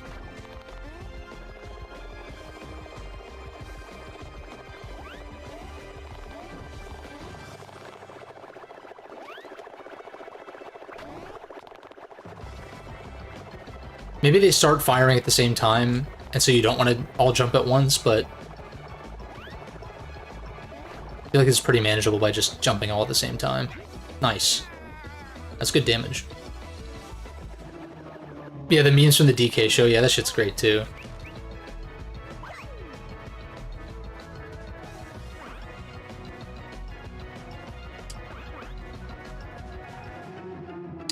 Ah, fuck me, I pressed it though.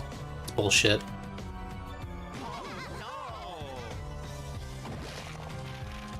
That's BS. I feel Luigi gets one like way later, that's funny. Seems like a good opportunity to use this.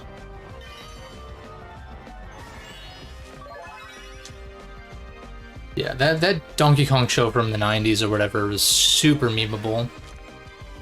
I mean, shit, you don't even really need to meme it necessarily. You just like you just watch any clip of that shit, and it's hilarious.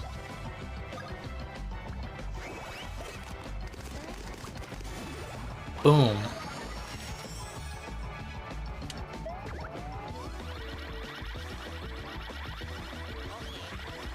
I do feel like this one's a little bit of a missed opportunity because it's always the same order.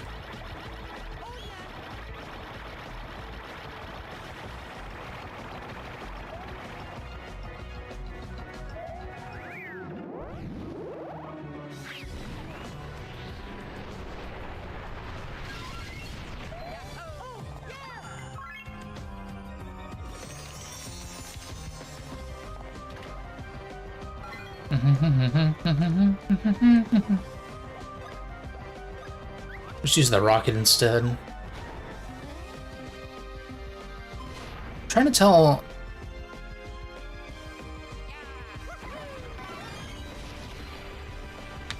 Oh, that was bad. I've been trying to tell if there's an indicator as far as who falls first off of the rocket.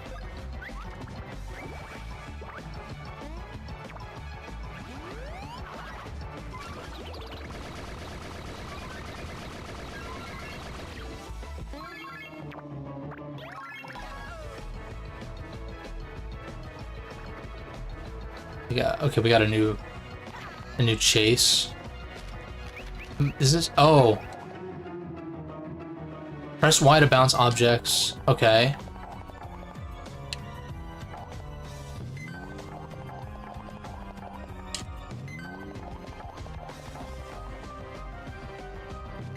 Okay. These tutorials I don't mind because, like, I don't know. It's like, if you don't know what to expect, that would be pretty shitty.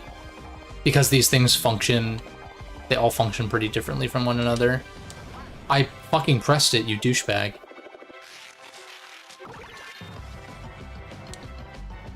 I think I pressed it a little early, maybe.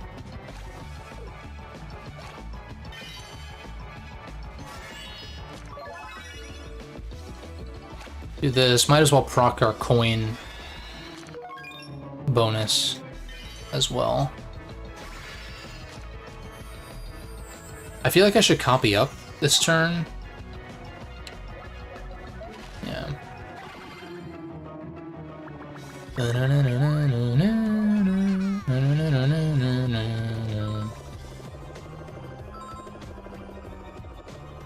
So Paper's going for Mario. Regular's going for Luigi.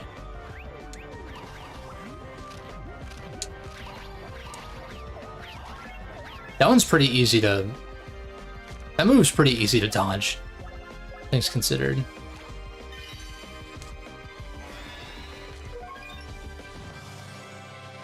Attacker Bowser Jr. turns off your 3DS game system. I hope you're joking.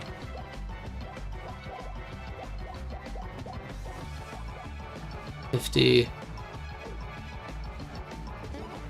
I should probably take this turn to heal up, huh? I almost feel like I'd be better off doing like an Ultra Mushroom on each of them, because the nuts don't heal enough. I could double use those, but it's like just as good to use regular mushrooms, I feel like.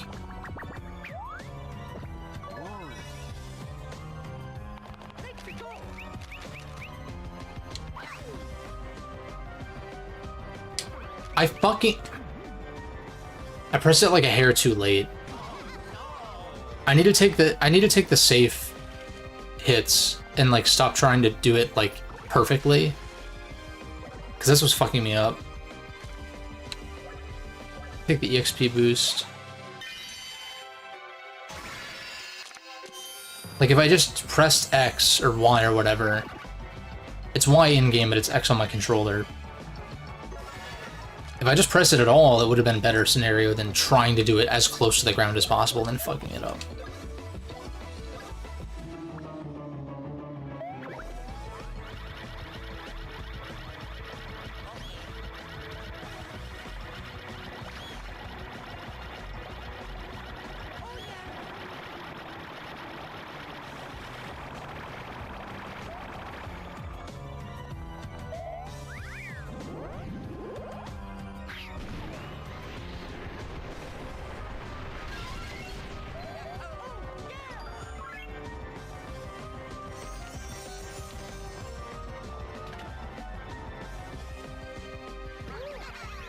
Alright, we got the barrel blast again.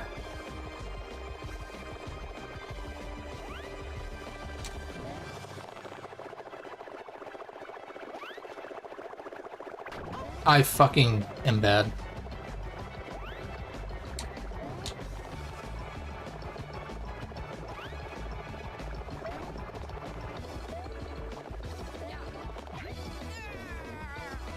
Good damage though.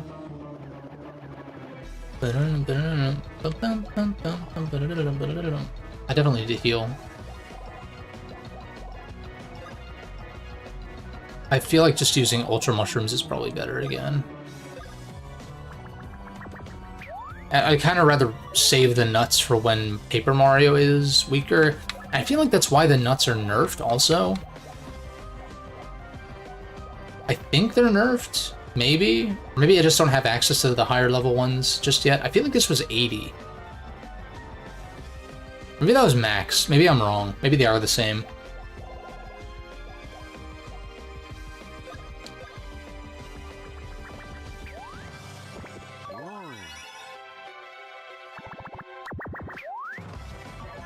He heals up Paper. Alright, safe option. Yeah. It's super easy to beat that, like... It can't possibly be super strict, because that's pretty tough. Or it would be, if you had to get past, like, 50 or something like that. That would be actually kind of tricky. I feel like I should keep attacking regular Bowser Jr. because Paper gets healed by him, whereas Paper is not healing regular, seemingly.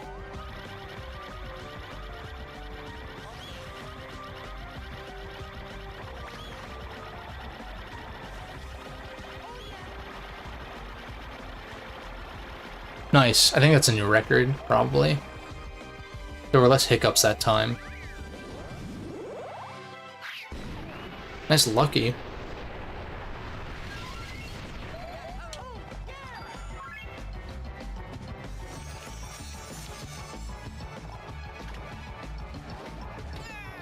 Oh, nice. Maybe he uses a 1-up or something, though. Which is what I gotta be careful of course.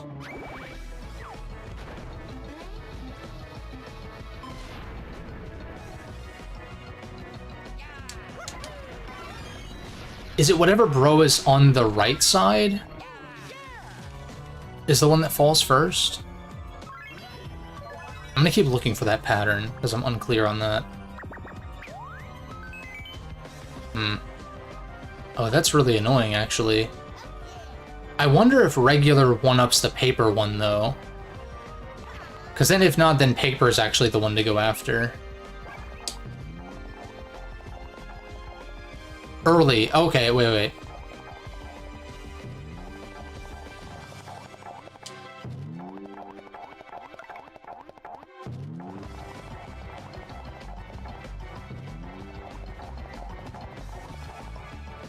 You can kind of spam it.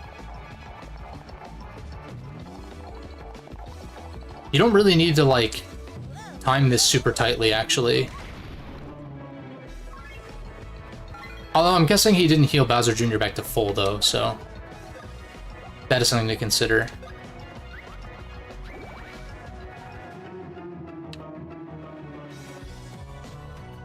Oh, with the paper? Yeah, that's what I kind of figured, because I thought I remembered him, the enemy, being on the ground at the end of those.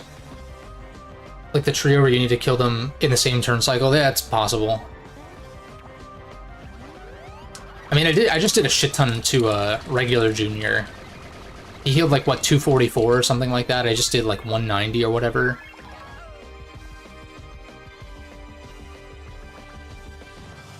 Oh, he does heal up June. Okay. So they just heal each other then. That's pretty annoying.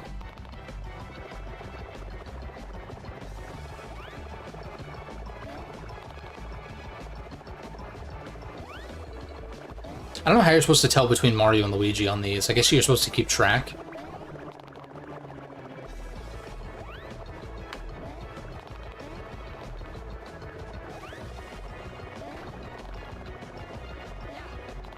Good damage. I just counteracted the mushroom he gave him. Yeah, they are just trying to have fun, that's true. I still have the power boost. So I'm gonna wait until that one wears off for me to activate the next one.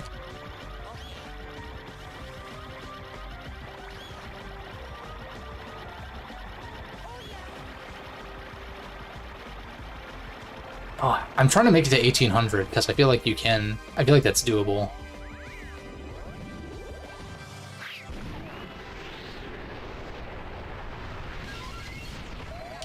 Oh no, so Paper's dead.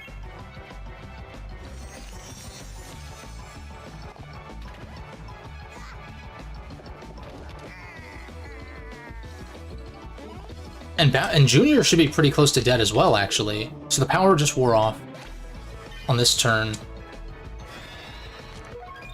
So we take the 20%. A Rocket Blast. Got a blast! So it should be Luigi, right? No, maybe it's just random. That's probably what it is. I'm pretty sure he's just dead, and that does 0 damage anyway. Seemingly. I like how... He laughed, I guess, because the final hit didn't actually damage him. And then dies. Laughs at you for not doing the last attack perfect. Dies. 20k coins. That seems like a shit ton. Next chance I get, I'm gonna go to a shop.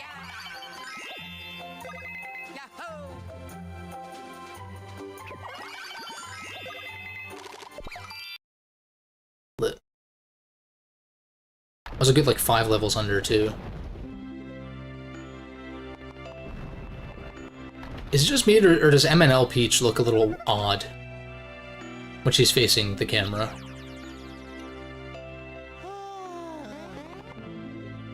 I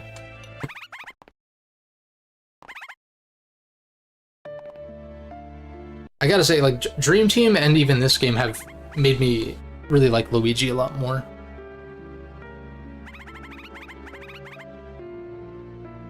I wouldn't say largely grand scheme that, like, I think, like, characters when it comes to Mario, aside from design, of course, like personality and stuff, like, this just not, like, when it comes to characterization, you don't typically think Mario unless you're specifically thinking the RPGs.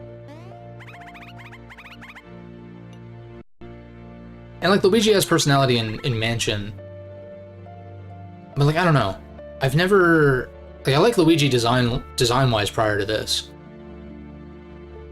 But, you know, there are a lot of people out there who are like, oh, I always play as Luigi. And it's like, well, I'll play as, like, fucking Boo or Dry Bones or Bowser Jr. or something in, like, a Mario Party or something. As opposed to one of the bros. But I think that's one of those instances where it's like, I can play as Mario or Luigi in the actual platformers, so why don't, in the spin-offs, I play as characters I can't play as otherwise, you know? Okay, cool. I'm assuming that whatever story beat you're referring to is during this Bowser's Castle segment. Bowser's Castle.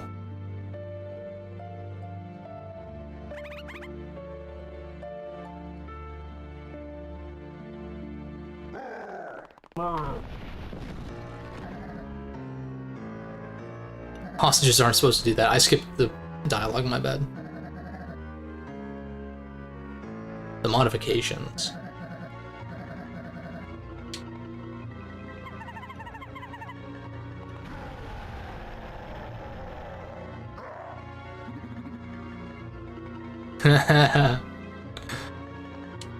The classic swirly eyes.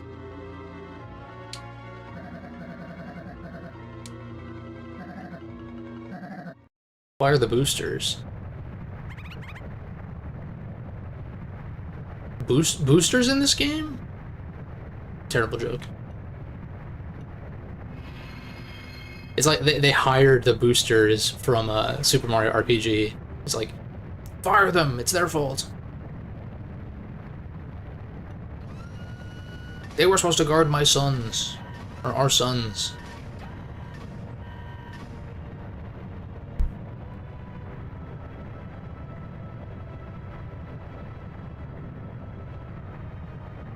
So you got like a papercraft, hovercraft.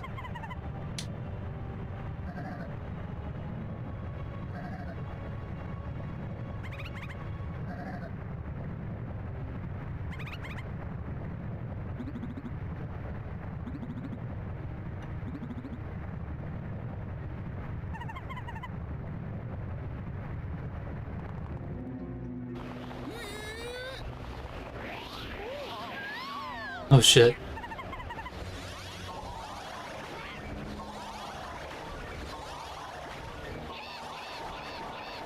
Are they trying to kill Peach? Like, you have really great teeth. That's funny.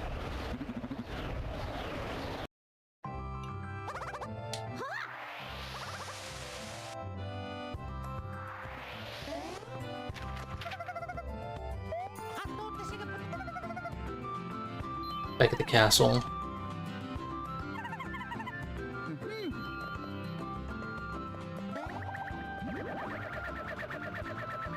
Saving Peach before the final area. That makes sense.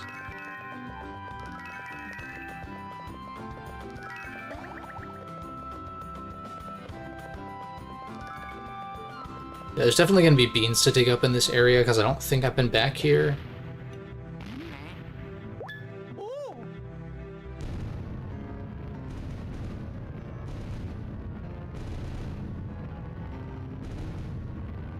Well, shit. The boosters have been hard at work, I guess.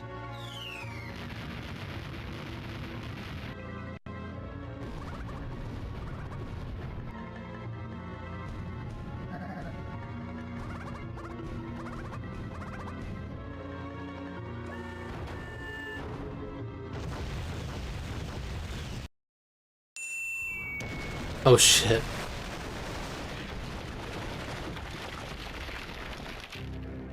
Bowser, I don't think that's gonna make Peach want to be with you. I'm gonna be real.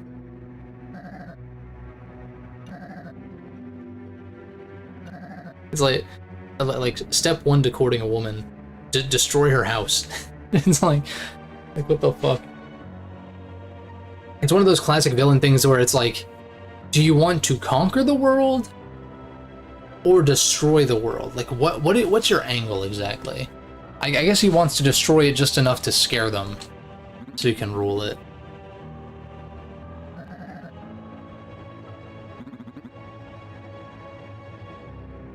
Yeah, it doesn't seem to care. It's interesting. I'm not even entirely sure why he wants to kidnap Peach in the first place. I guess it's to like if he's just gonna brute force destroy everything anyway, then just do that. There's no point in logicking this shit out. At least in Mario Odyssey, there was some reasoning behind that.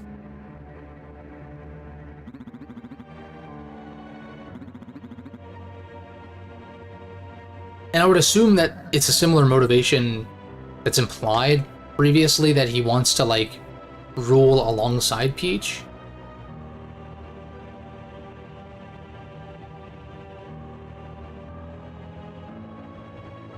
This game came around Sticker Star. Yeah, no, it was 3DS era.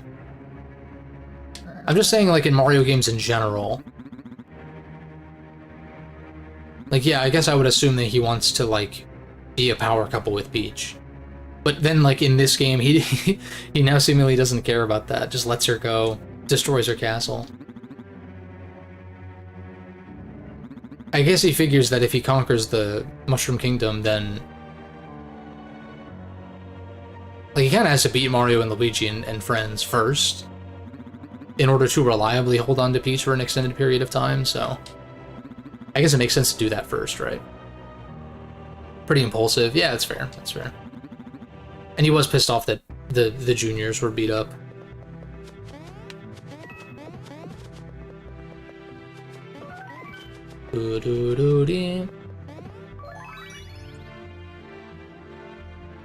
Yeah, he almost burnt her to a crisp at the start of BIS, that's true. That's another factor why I like Superstar Saga, is that Bowser teams up with Mario and Luigi to go get Peach back. And because it is like a... oh, now the Bean Kingdom is the enemy? Well, us Mushroom Kingdom folk gotta stick together, right? Well, I guess Mario's not natively from the Mushroom Kingdom, but same difference. It's current residence. Honorary citizen.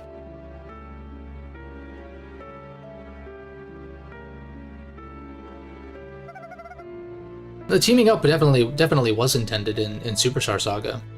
In BIS, it was unintentional.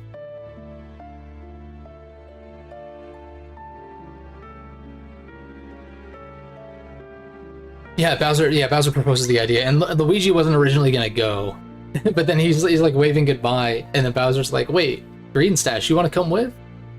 And then he just like teases him, and eventually tracks him down. No, yeah, in BIS it was. He didn't realize that they were inside him.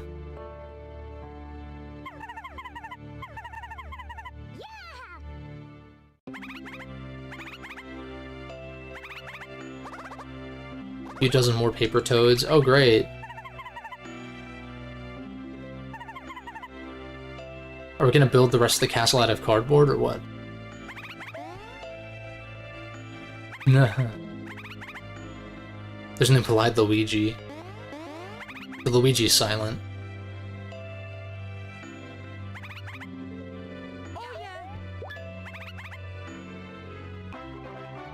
Oh, a shuriken? Start Naruto running everywhere. Let's go. Shoo bee bee boo buddy.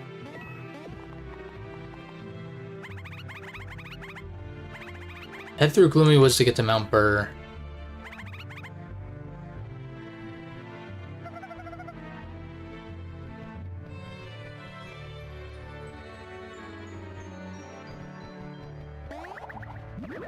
Yeah, no, exactly. Stuck in a cannon, amnesia, possession.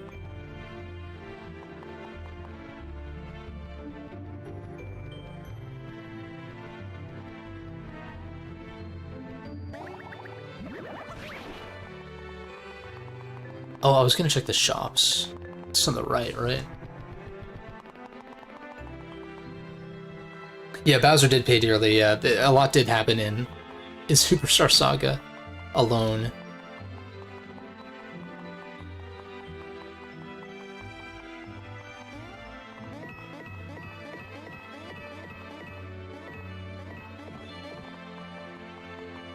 But yeah, I like just got to the... I gotta say, the underwater controls in the remake for Superstar Saga is like... it's a small thing, but like, man, it makes those sections so much quicker, which is good. Yeah, Peach just stays here, has nowhere else to go. It's like if Bowser rains cannonballs down again, the roof is already destroyed, so it's like... it's kind of a vulnerability. I'll check the card shop first. Well... you know what I should do?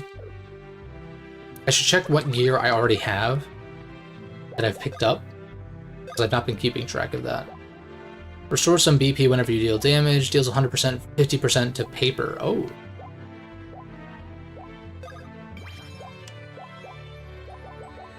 What are these current ones? Restore HP. Meh. Hammer, Iron Ball Hammer DX. I'll give that to you. Oh, these are all worse. Blunt Hammer. That's just a straight up improvement. Spin Hammer possibly makes foes dizzy. Oh, this is even better. Okay. Except against spiny enemies. I would kind of rather take this, because I probably would only use the hammer on spinies. I haven't really been using the standard hammer stuff. Favorite area in each game? Ooh. That's tricky. Let's see, Superstar Saga. Superstar Saga. I kind of like Chocola Woods. That's probably my favorite area. The Hooniversity is up there too. Mostly for the Cacletta fight, but I'd probably say the Chucklehuck Woods or whatever it's called. Or Chocola, the Chocola Reserve area. Partners in Time. Probably the Yoshi one is what comes to mind. Like Yube's Belly and all that. Is one that stands out. The desert's also good though. PIT has a lot of good locations. But I'd probably say the Yoshi area. Alice in Wonderland type vibe. That's a great way of putting it, actually. And I like the way that you kind of see, like, it spells out the process and you start in, like, the storage area and stuff, and sort of vaguely reminds me, or I guess it's the other way around. In Tropical Freeze, you have Juicy Jungle, where, like, each level is a progression of how the juice is made or whatever. It's not quite the same thing, but it's like kind of a similar-ish sort of thing. Yeah, I'd rather use the Spiny Hammer, I think. BIS. BIS favorite area is probably just Peach's Castle, right? Or maybe one of the castles, Bowser's or Peach's. Because most of the locations in BIS are not that interesting. It's mostly like the internal stuff and like just the narrative generally. And like Bowser and Fawful as characters that stand out as opposed to locations. Game's basic plot is kind of like the second half of Superstar Saga. Yeah. Yeah, I'd probably say Peach's Castle, but Bowser's Castle is a really strong location in BIS as well. But it's probably Peach's, because Peach's has a lot of the same elements as Bowser's, like mechanically and puzzle-wise, just more. So yeah, I'd probably say Peach's Castle for BIS. Dream Team. Favorite area in Dream Team? Probably the mountain. I think the mountain was my favorite part. Right? Mushrise, I actually kind of like Mushrise, like the early Mushrise stuff. Desert, no. Beach, definitely not. Yeah, it's probably the mountain. Mount Pajamaja or whatever. And then this game...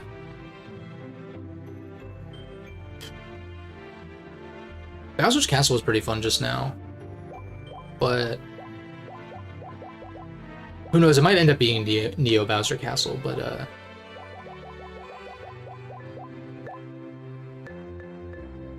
probably the mountain again. I like all the drilling stuff. Oh, the volcano in PIT was pretty good too. Yeah.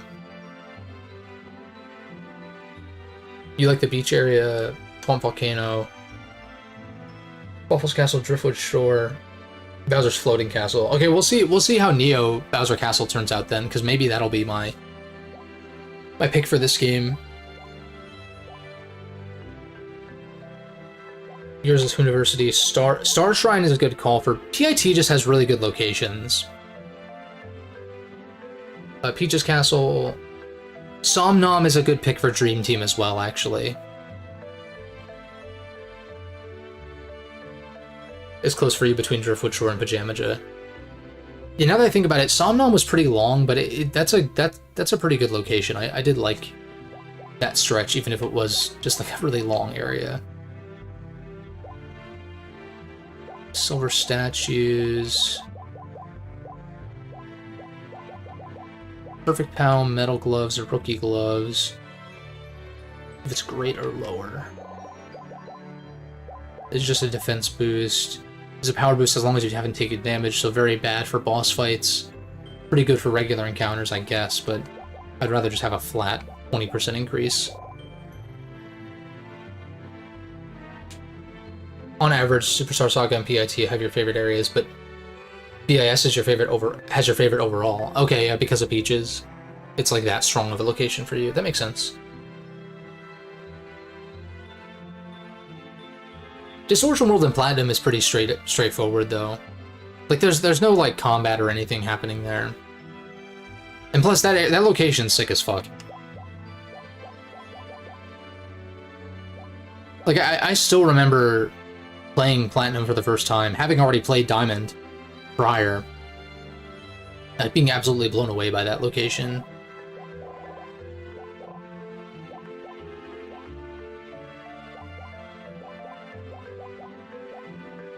Yeah, I already checked these. If none of your characters have fallen, Mario's the one who keeps falling more often, so that's good to have on him. Charge gloves. What Paper Mario? You got anything? No. This is all worse. Deal 1 extra battle card if you have at least 2 cards flipped over when you defeat an enemy. Versus the power. I'd rather just keep the power up, I think. Alright, so now I can sell shit. Clear out my inventory a little bit. See what I can buy back. Yeah, like, these are all worse, right? Like I equipped the very best boots for everybody.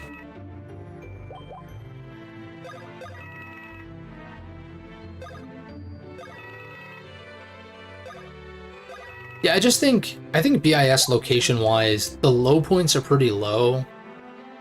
Like, because you just have some of those more generic overworld areas, but the highs are high. I really hope PIT gets a remake someday. PIT and Dream Team.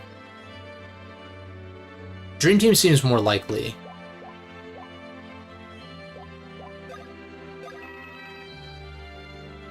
How much of Neo is going to be different?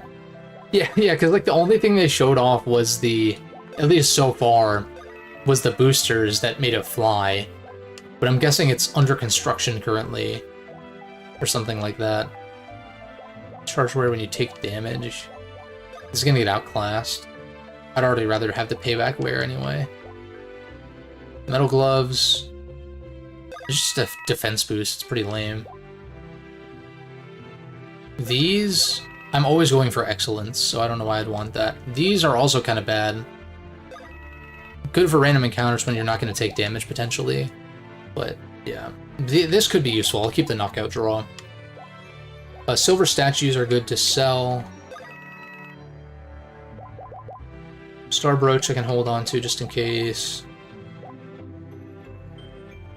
These could be decent, too. Let's see what they have for sale, though. Celebrity boots. That's not much of a power increase, though.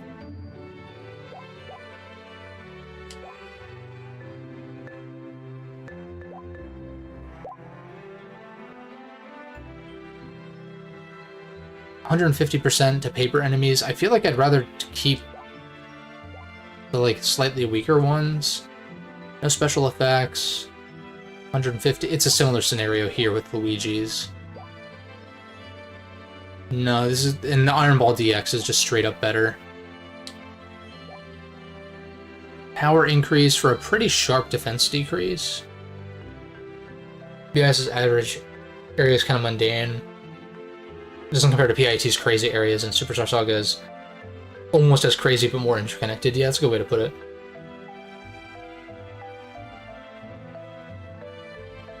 I would agree. I would agree. Thankfully, you have the internal areas, some of which were memorable. I don't know. I would say, like, location-wise, yeah, BIS is definitely a low point, but you have exceptions with Bowser and Peach's Castle especially, and those are major chunks of the game, too. So that does help. And like the inside gimmick kind of stuff was fitting. They handled that well. But I can't say that a lot of those areas really stand out to me. Airway because you're chasing the Dark Star. That's the one with the cold stuff. Yeah, that one's memorable, yeah. I think Dream Team did the side-scrolling puzzle dungeon stuff better. I mean, it makes sense, because that was the second game, so they were able to iterate and build off of what BIS found, like, set as a foundation, kind of like with the giant battles.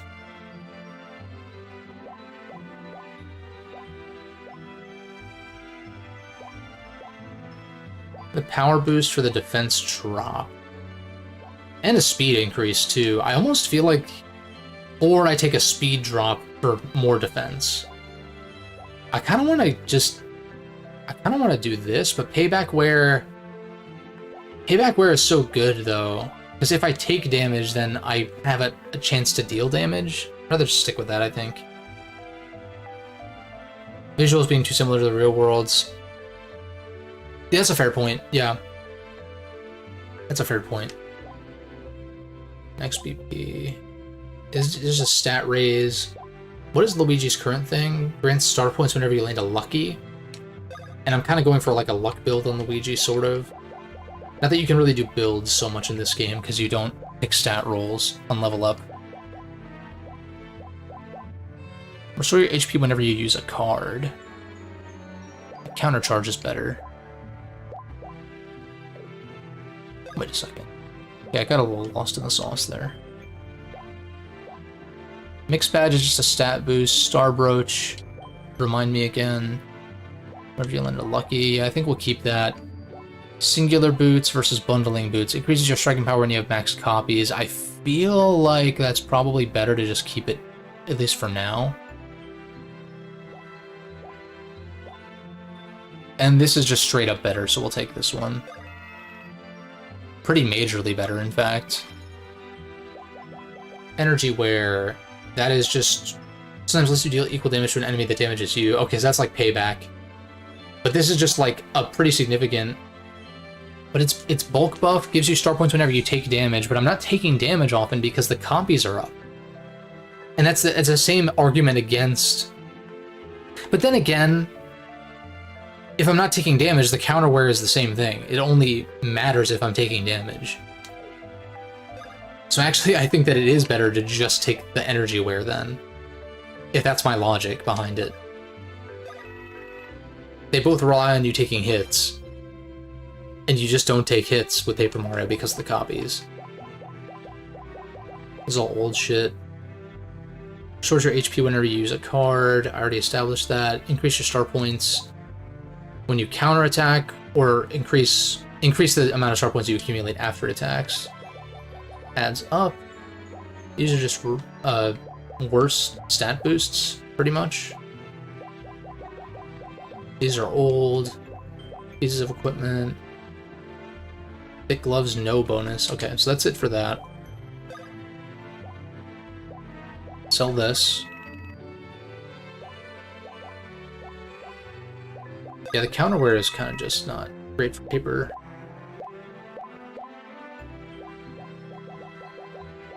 I'll hold on to these just in case. Temporarily gives you defense up. This is like, compared to some of the other shit you have access to, it's pretty bad. This could be useful. Counterbelt, maybe. I'm assuming the power boost lasts even if you revive.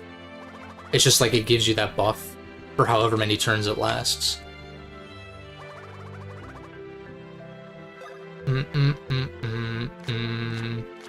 I can probably buy most of these. In fact, shuffles all battle cards. Maxes out copies. Yeah, I'll take this one to replace the 25% one. Grants twice EXP and coins when you defeat an enemy with your next command. Still too hard to execute, I think. Yeah, these... I feel like they're, for grinding they'd be good, I guess. Reduces all damage by an additional 60% when using emergency block. I forget that the emergency block exists. it's cool that it's there, and maybe for some trickier timing, maybe you opt to do that instead of try to go for the timing. I feel like you're better off just trying to actually execute the timing, though. Nullifies any damage of 4% or less of max HP. No, the times where that's going to matter is going to be against bosses, and they're going to deal too much damage. I feel like.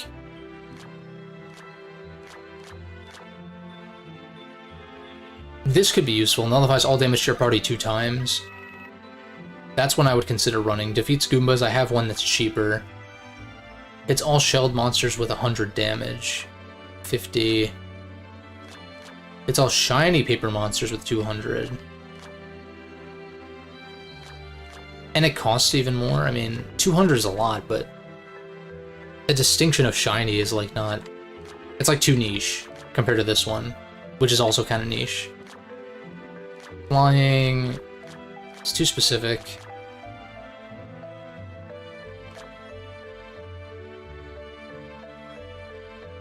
I mean, 5 times with 20 damage, it's 100 just straight up. It's expensive, like cost-wise, in battle, but 60...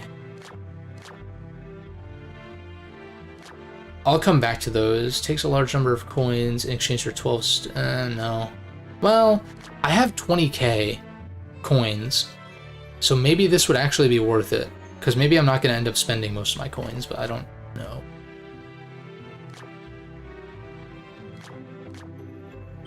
Deals damage to each character equal to 80% in exchange for 12 points. I'll snag this one. I was meaning to do that earlier. This was available prior to the Piranha Plant area, which would have been the woods, right? Deals all damage to the user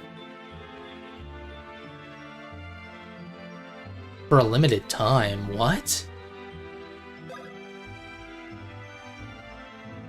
That sounds insane.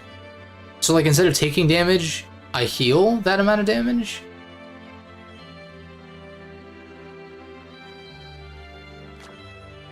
But only, but the user. So that indicates to me that it's only specifically the bro whose turn I used the card, even though it doesn't spend a turn. Lower enemy speed, boring. The defense debuff could actually be good for just accelerating boss fights. You couple that with the power buff and really be cooking. Shit, I'd rather have this one than have the defense buff on myself. Oh, this is a double-edged thing. I don't want to take more damage, though.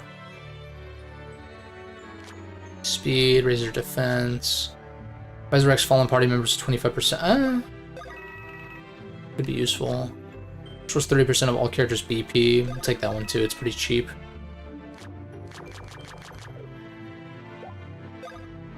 Yeah, and I can't sell cards. So let's take a look. Let's take a look at our deck. I'm actually going to... I'm gonna clear all. I know, like, I could make 3 different decks for different scenarios, but, well, I'd rather just swap them out manually, though. Definitely that, definitely this. Maybe that one. I feel like these are not very good anymore. If you aren't hit. This one's good. These can be swapped out whenever I am gonna fight them, if I know ahead of time. Which, like, you wouldn't really know ahead of time. Power by 25. Is there a better power booster for sale? I don't think I saw one. I think I still take both of these, maybe.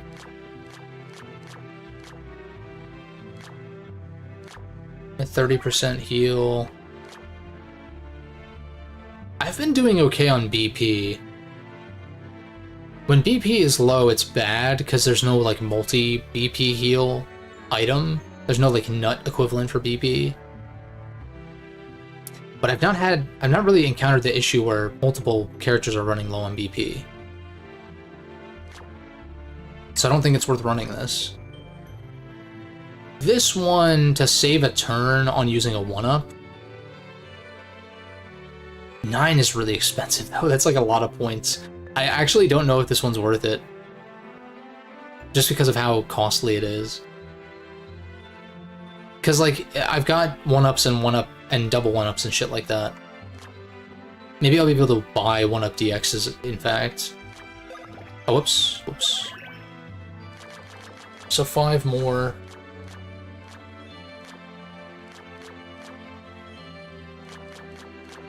Oh, I kind of want the shuffle one, actually. Yeah, I think I do want the shuffle. These can both be used in the course of the same battle. Like, I don't know how long these last, but... Boost your star points by 30. Might as well do this one, right?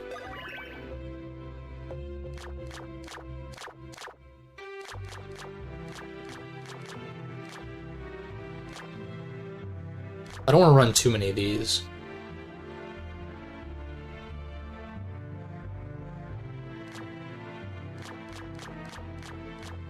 Oh, the defense debuff will take, yeah.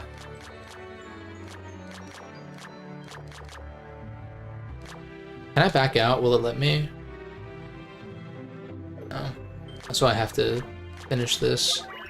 This makes sense. If I get into a battle and I don't have a full deck, that's an issue.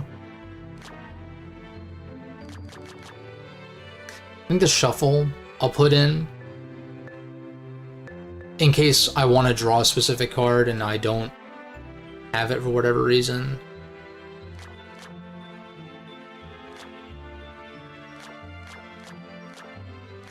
Maybe I grab a damage one as well. I mean, like, the last slot will undoubtedly be this for the final boss, assuming it's Bowser, which, like, it 99% is going to be. How do I feel about the card mechanic? Well, given how much thought I'm putting into it, I'd say I'm a little more into it than I need to be. I think I mentioned this last time, maybe, but because I grew up with the Battle Network games, the Mega Man Battle Network games, those are like all about building decks, basically, for an action combat system. I think I just like card systems in games generally. What I was lamenting, though, was that a lot of card mechanics tend to be relegated to roguelikes, and I just am not, like, the biggest roguelike enjoyer, because I kind of tend to prefer games that have a beginning and an end. Usually, in most cases. I've been sucked into roguelikes before. Like, I played a shit ton of Slay the Spire over the years. Mostly on Switch, in fact, but...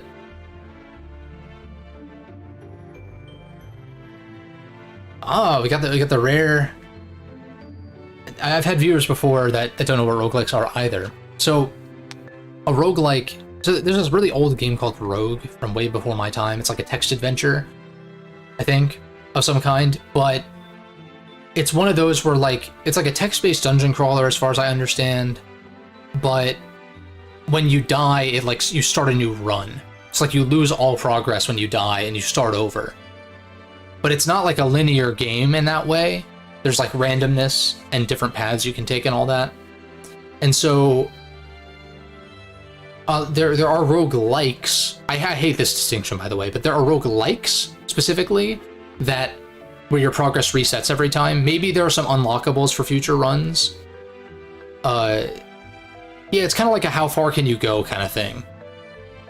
So like Slay the Spire, for instance, is like a card-based like deck building roguelike, where over the course of multiple runs you'll unlock more cards that you can potentially find, and even playable characters and stuff like that. But generally your progress is resetting every time, and you're trying to see how many encounters you can make it through.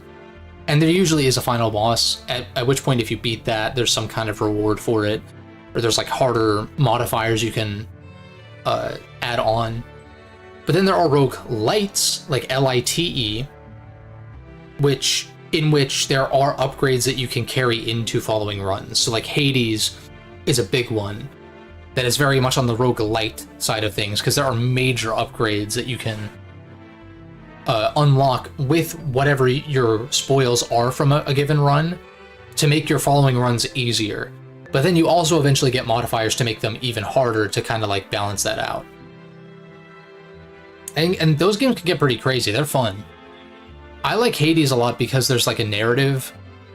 There's like a narrative reasoning. Why is there a separate category? Because elitists, I guess, if I had to guess. I hate that distinction, but I would say that most, in my experience from what I've seen, most roguelikes, like light, whatever you want to call them, tend to have something that carries over from run to run. Usually.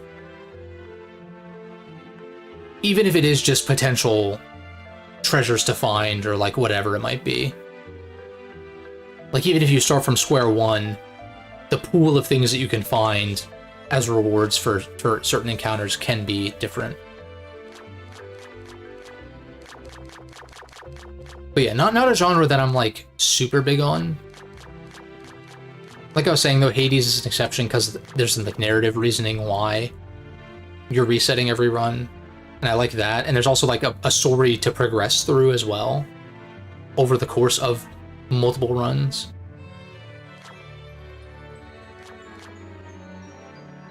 And just like all the modifiers and just the general combat in Hades is like super fun.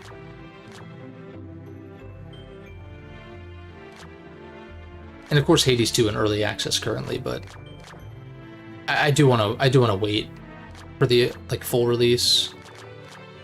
Let me just throw some like dog shit ones in here, and I'll replace these in a second. I want to see what I can buy.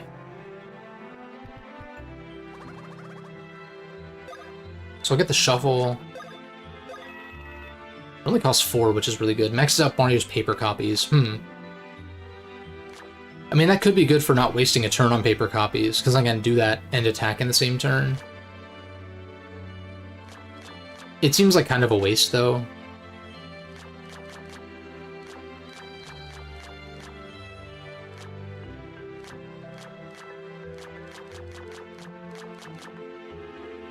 Hit all enemies 5 times with 20 damage.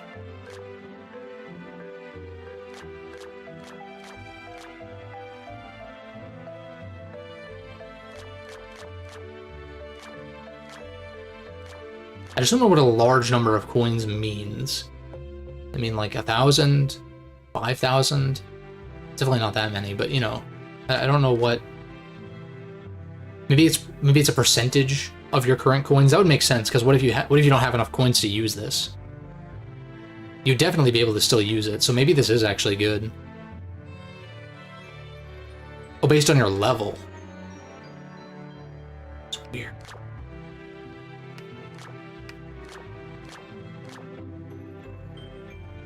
Maybe this one. I'm curious about this one. It's very expensive, though.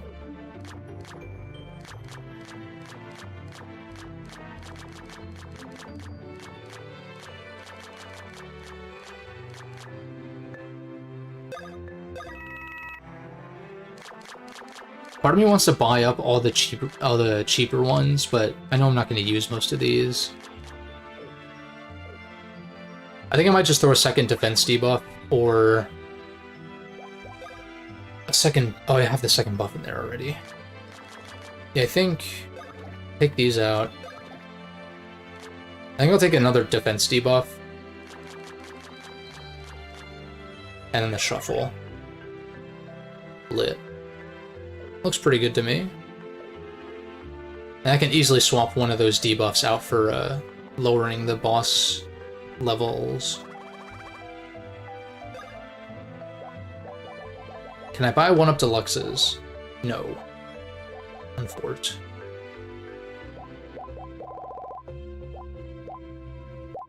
Supers and ultras I'm very good on. I definitely want more of these. In fact, I'll buy quite a few, just to be safe. More doubles. Syrups I'm more than good on. These... Fine for healing outside of battle, I guess. I'll take like 2 of these. Refreshing herbs I've not used once. But they're also so cheap that I might as well just grab more while I'm here. Grants damage immunity, helps with dodge training. Can you counterattack with these? It seems kind of cheap.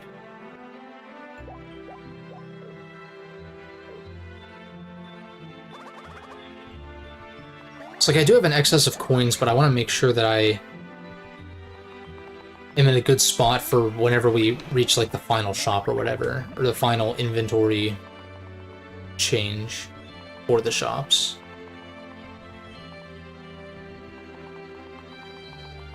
These blocks reset or something?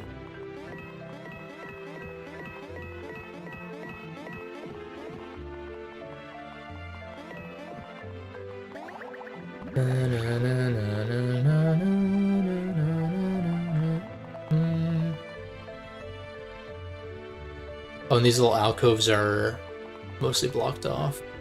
Yeah. Alright, stick up some beans and head to the woods. A sentence that only makes sense in the context of Mario, or you're doing like some psychedelics or some shit.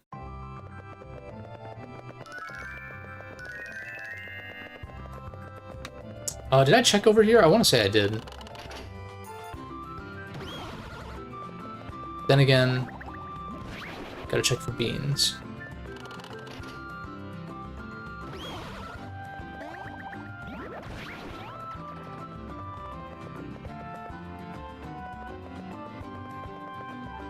How do I get up there? Gliding, maybe? Here we go. Here we go. They'll fight. Oh, I forgot that I have 4 copies and not 6. Boop-a-dee. Get some star points accumulated. Nice.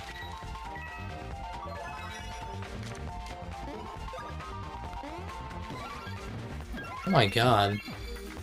I know these guys are low level, but damn. A little late. Copy up.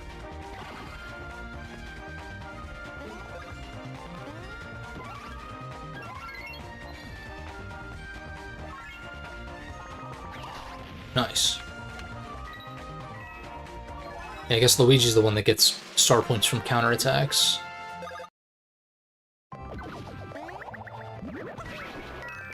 Alright, I see some beans up north. Let me remind myself. Okay, yeah, so we're going there. So I might hang a right and like try to thoroughly go through this area to get as many stat boosters as I can.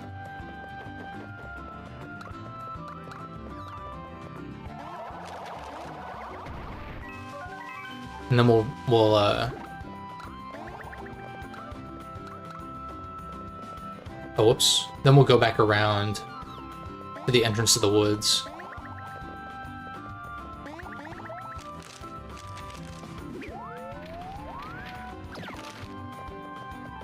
What is the deal with this? Oh wait, I can... Hold up. Can I drill through there or something?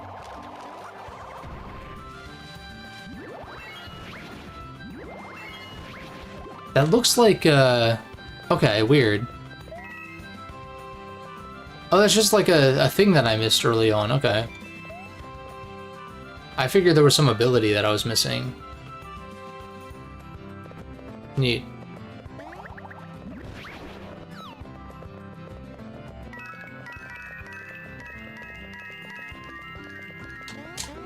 Can't jump that high, I don't know what...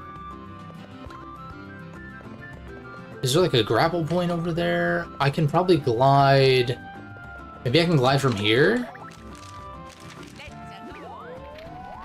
Oh, that's definitely it, yeah. That's fun. Bear Boots DX.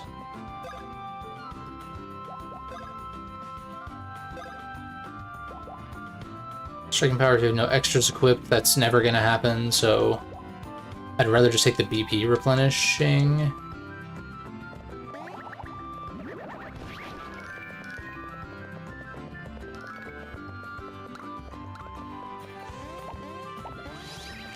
Gotta head to the Gloomy Woods. I'm gonna scour this area for beans first, though, before we actually progress.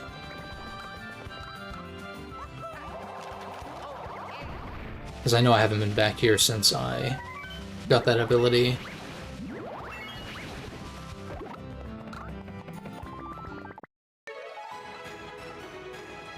I'm down to do these to get some star points going.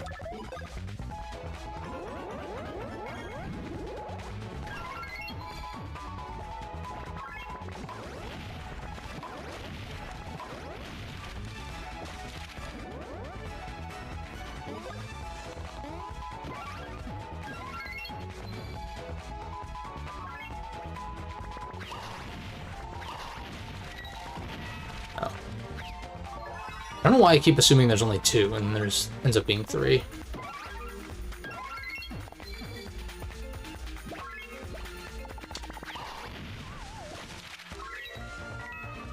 Clean. It almost looks like Luigi is exactly 1 level behind, as far as the flagpole.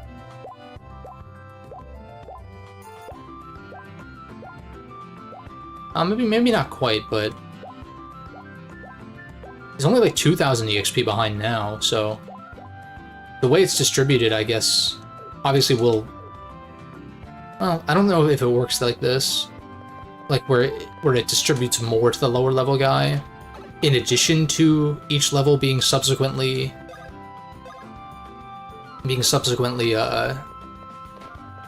greater amount of experience you have to gain.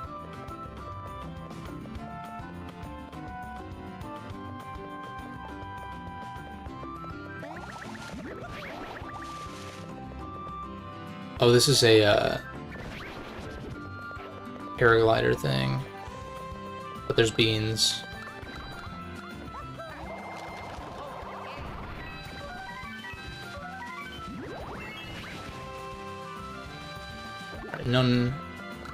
Nothing else here. I'm gonna glide over to this thing, see what's up.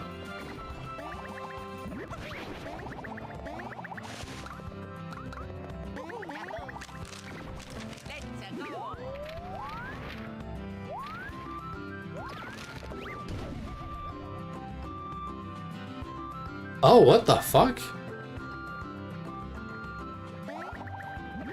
Is this just like an optional area? That's kind of sick. With a shit ton of coins?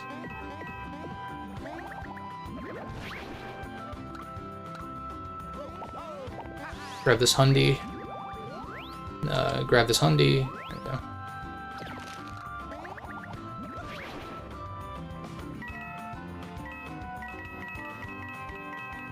Oh my god. Maybe I will go back and just like buy out all the cards then. Just to have options.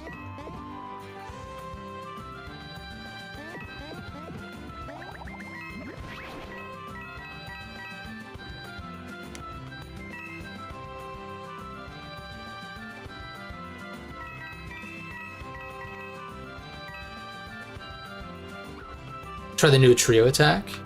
Oh yeah, probably. That's a good point. Maybe the next encounter I'll check that out. The shuriken.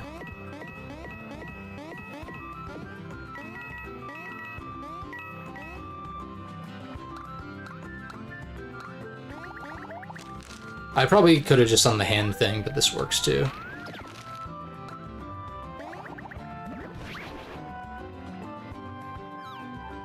So that's another entry point to this area.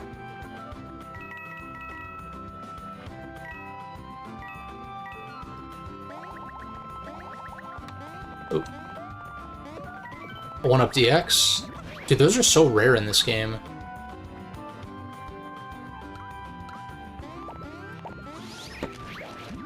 It's not high enough.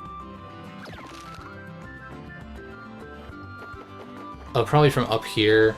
I can glide.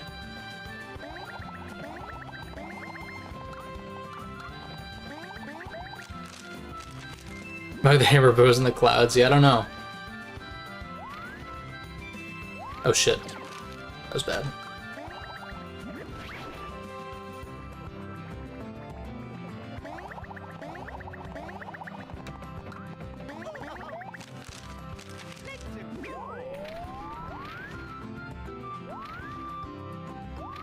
Nice, got it.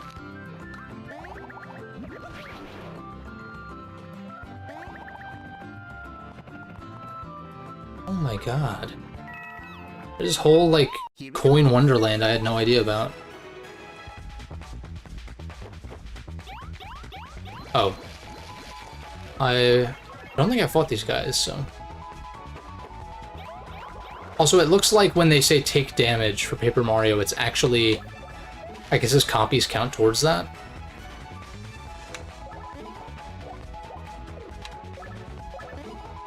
Still probably worth using the gear that I chose to use. Maybe. It's probably too late. I think I sold the other one anyhow. Like the counterware or wherever. Nice lucky.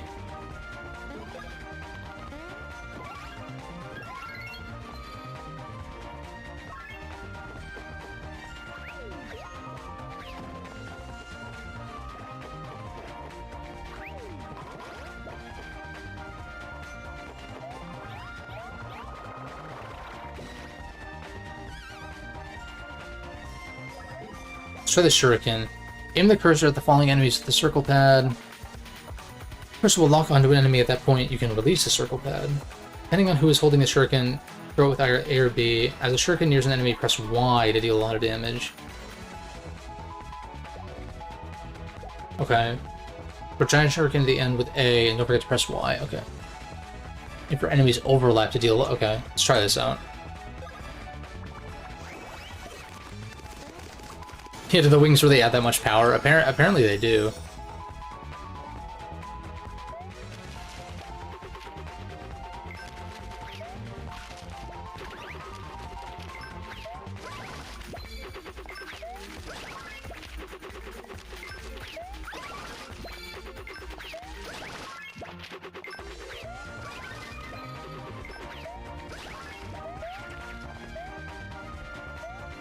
To the giant one now.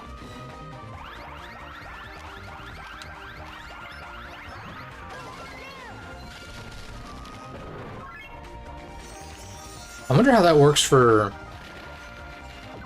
Like, for a single target boss, do you get to hit him multiple times, or is it only once? Because then... It's definitely better for crowd control, I would assume.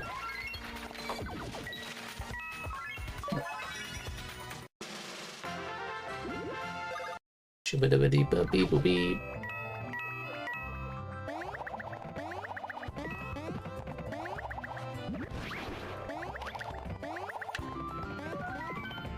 Flashyware. Flashyware is probably pretty good. Because I don't think I was really able to get up here before, since I didn't have the glide.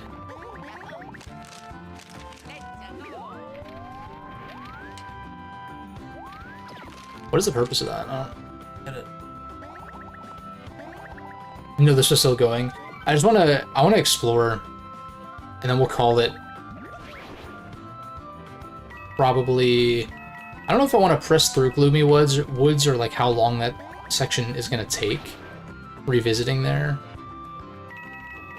Here we go. But I did for sure want to look for beans. And I found this like coin paradise up here. So I might actually swing back to the shop.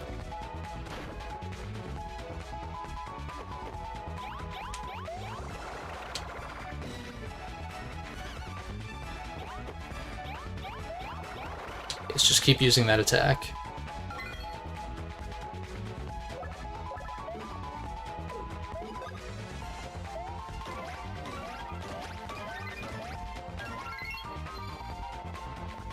Session has a cool moment. Know when you see it. Nice.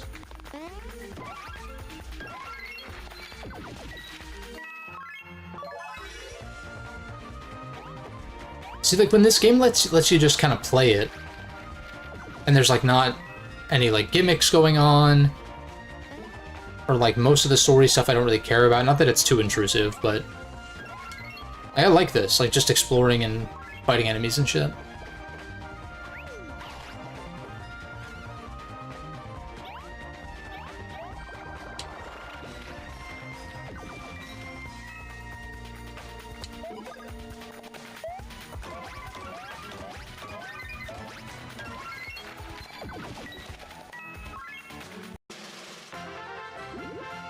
So close to leveling up, too. It'd be good to get another level up here. Let me make sure I explored thoroughly first. Nope.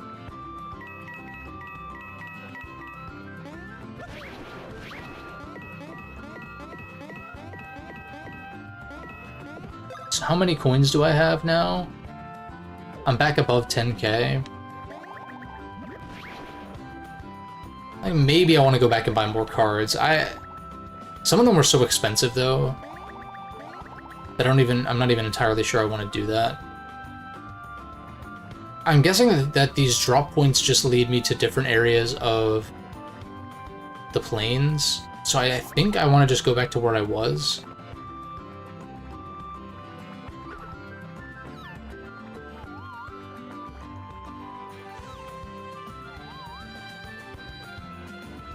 But I was saying I wanted to get a level up, so maybe... Oh wait, there's like a coin up there or something.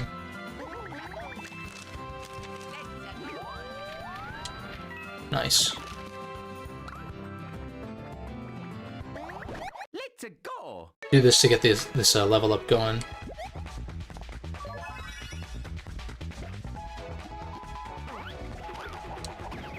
I forgot, yeah, they just fall at different speeds. Whoops.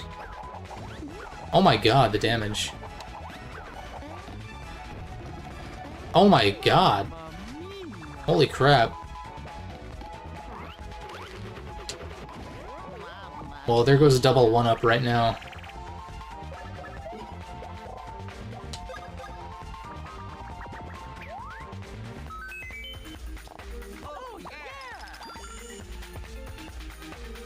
Go ahead and just use these. It's gonna be a while before the next boss fight, I assume.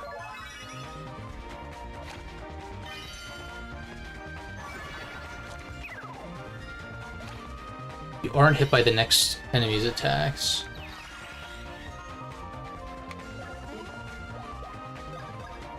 I'll derby it up.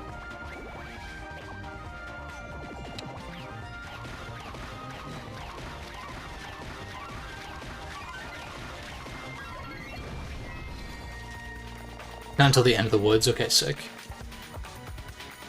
So we'll just use this.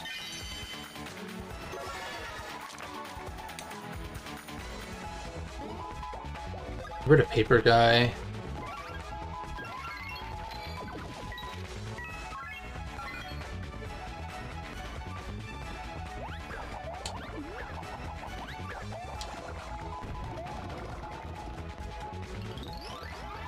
Nice.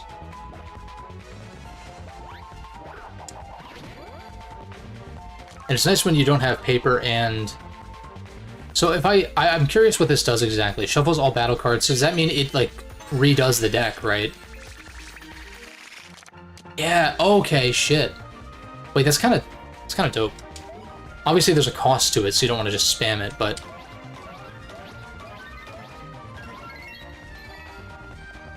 Like, if there's cards I don't particularly want to use, I can just reshuffle. That's really, really good. It's basically folder back from Battle Network 3. Except, in this case, you do get your folder back. Your deck does shuffle when you use all of them, but still.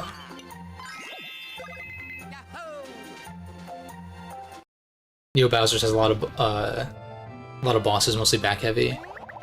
I'm here for it though. I'm assuming you rematch the Koopalings and all that.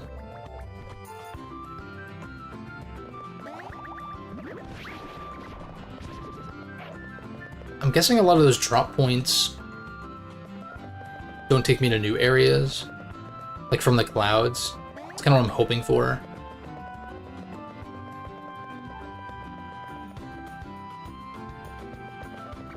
Now this area, was I in this area when I had the ability to dig? Oh wait, this is actually where you land, so I actually can't go this way. Yeah. Oh no, wait, no, I could glide. Hold up.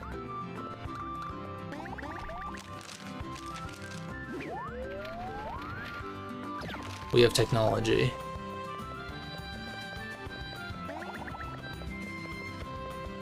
Oh, there's a question mark one that we can dig into. There's some beans.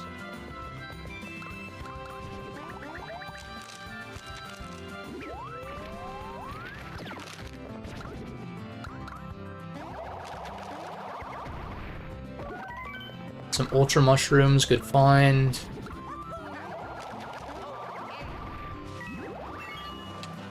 Let's go. That should count as a dash ambush, but whatever.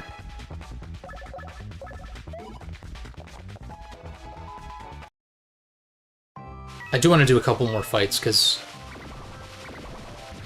the other two guys are close to leveling up, right? Because I only got one level up last time. Yeah, 80 till the next, 611. Luigi's catching up faster than I thought he would. I don't know if he'll ever fully catch up, but... like by the end of the game, I mean.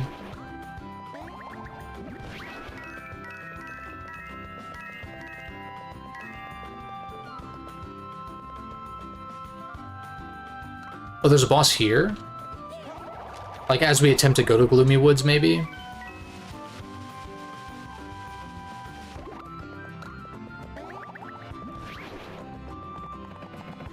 What's... this looks suspicious, this little crack in the thing. Also, it seems like if there's a boat power, then I wouldn't be surprised if that's like one of the docks you use it at or something.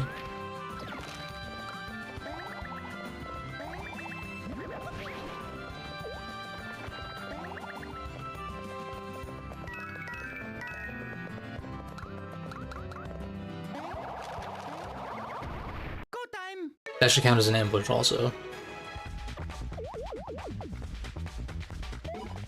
Fight these guys. I forgot these guys are like early game enemies. 0 EXP, wow. I mean, it makes sense.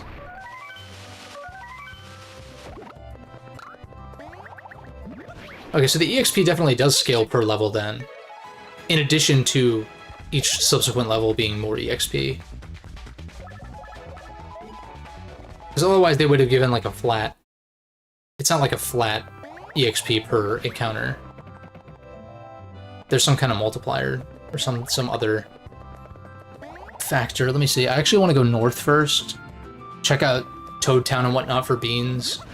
I don't know if I'm going to go through the whole desert again, because we did cross through there last time.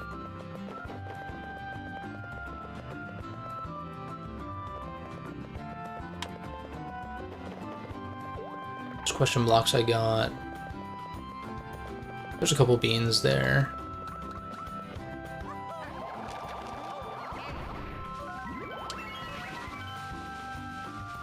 Can I screen transition in this state? Oh, I can. I don't know why I'd want to, but there's an option.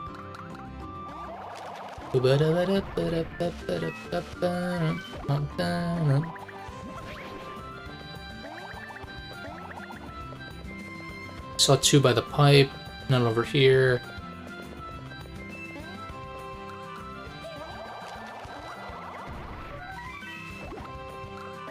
There's also like the quiz toads and stuff I could go do, but I don't really care that much.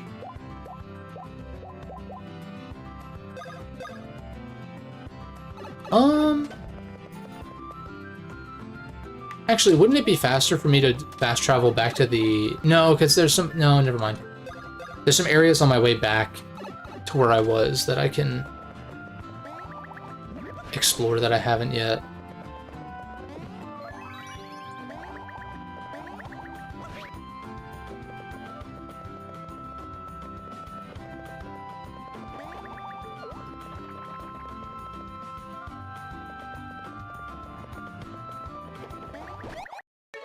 They probably just die to this. Wow, that's wild.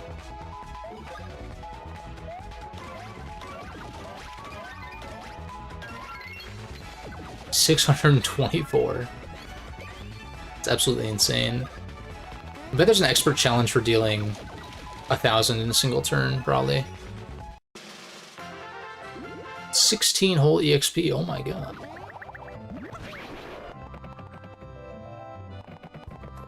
I can fight some bob-ombs once I get back to that area that has them. Drill here.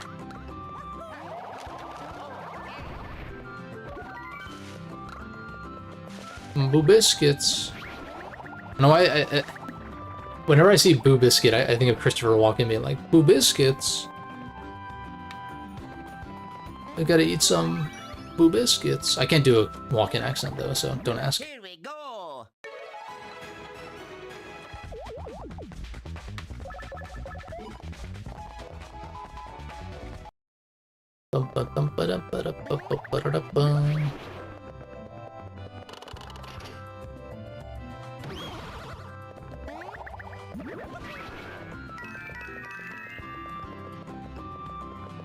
What's this split here?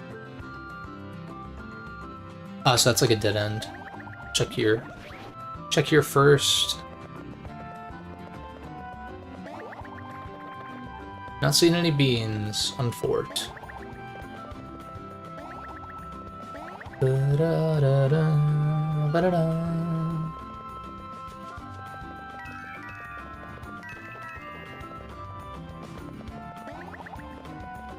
Oh shit. Go time. Well, I can get 16 EXP from these guys, I guess. Or we can just run. Without the ambush, I don't want to waste my time. A single bean. It's a rare occurrence in this game.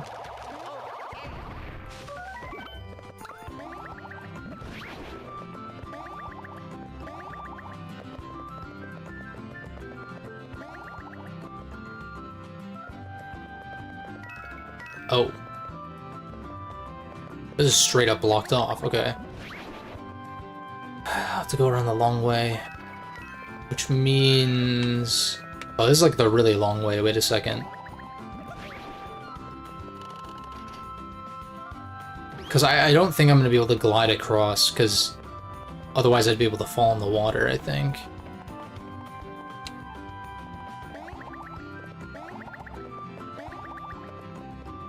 Can I go the bottom route? That's another dead end. I should check for beans down there. Oh, no, wait, that's connected. Never mind. Connected to the other area. And yeah, I could glide across, but we'll just use this. Because these are fun.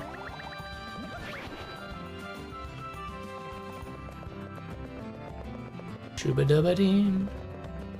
Dubba-dubba-dum. Oh, I have to glide up. I don't know why I did it from so far away.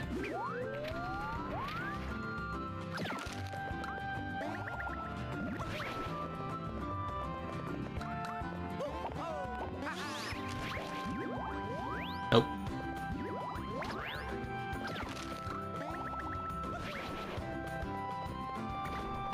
Sure, I'll fight a Monty Mole. Because that should chip Mario up to the next level. Because I think I got experience from these guys. Maybe I'm thinking of the bob-ombs, though.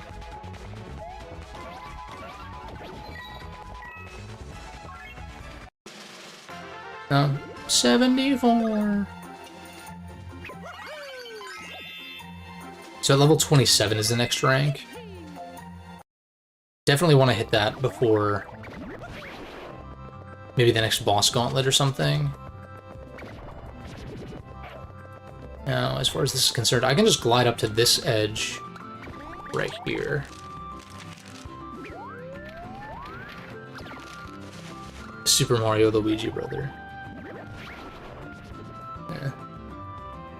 I concur.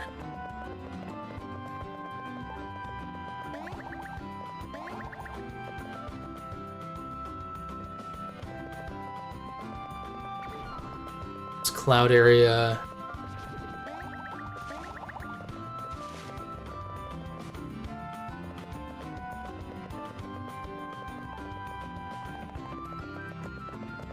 I guess the Lakitus are good in this game. You'd think that the Lakitus would be up in that cloud area.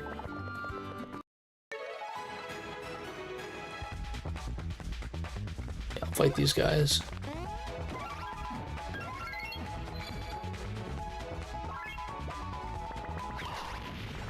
Early as shit.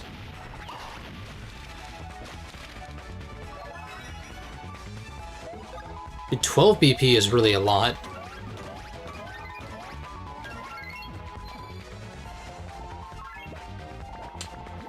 That's probably the one healing item that is like... I've consistently in every single one of these games, I think, been overstocked on just syrups. I have like not been wanting for syrups, maybe with the exception of the very early, like the first game or something. Just remember the Lakitus like betray you for Bowser. Yeah, yeah, that's fair.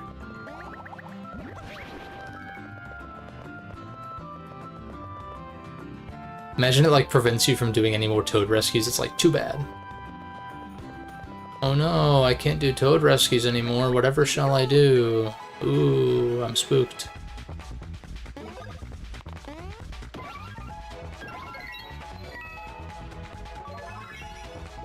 It ties back to the very beginning of the stream with the 64 damage. And how silly it is about how many games have 64 as a subtitle, simply because the N64 being 64-bit was a big deal back in the day. So funny. I feel like, you know, Super Metroid and Super Mario World... Well, Super Mario always had Super as a prefix, but Super Nintendo games that had Super in the title were... Like, I feel like that holds up fine still. It's not like 16-bit Metroid. Sonic the Blast Processing Hedgehog.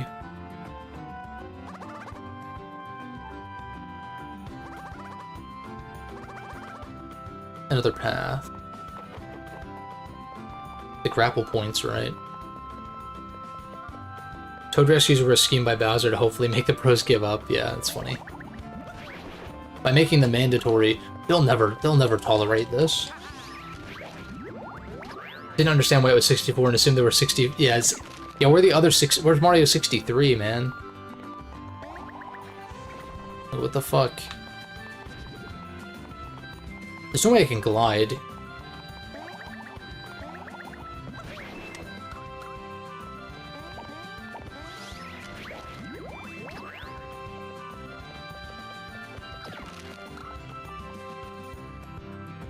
Okay, that's another entrance to the woods, so I guess I'm supposed to take that entrance then. There was Super Mario 67 eventually, yeah.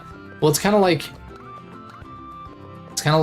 you know, the Nintendo 128, which I know the GameCube was codenamed Dolphin, but... Wasn't there a tech demo of, like... I don't know if it was 64 Marios or 128 Marios on the screen at once for the GameCube? Something like that. Like, I remember the Xbox 720 rumors and stuff like that as well.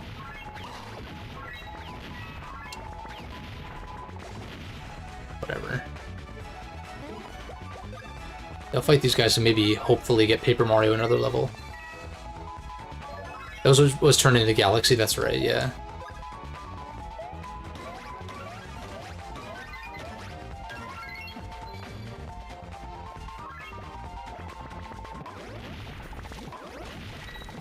And it's interesting, because I wasn't, like, watching or paying attention to E3 back in those days. But it's one of those anecdotes similar to the the Ocarina of Time, or the Zelda GameCube tech demo that looked like OOT, that eventually, you know, turned into Wind Waker, which is why Go time. there was some slander towards Wind Waker when it first came out, because the art style changed, quote unquote, even though that was just a tech demo. It's like the Wii U Zelda tech demo that looked like Twilight Princess, and I was all hyped for that, like anticipating that being a real thing, and then it obviously wasn't.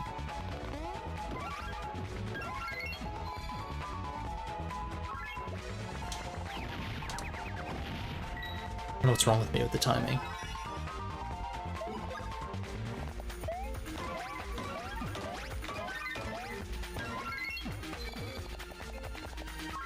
You know, people were super focused on hyperrealism. Yeah, the early 2000s, and that explains, because you had games like GTA that were realistic graphics, or at least for what, you know, was possible at the time. They were aiming for realistic graphics. They didn't necessarily pull it off, but that was kind of the aesthetic. It's like, oh, games can look realistic now in like the PS2 era or whatever. We should just try that.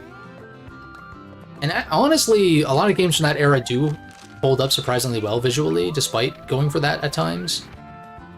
Like Metal Gear is one that I always look at and I'm like, holy shit. Like, yeah, you need to upscale it or whatever, but MGS2, assuming you upscale it or whatever, looks fucking amazing for a fucking PS2 game that came out in 2001. You kidding me? It's insane.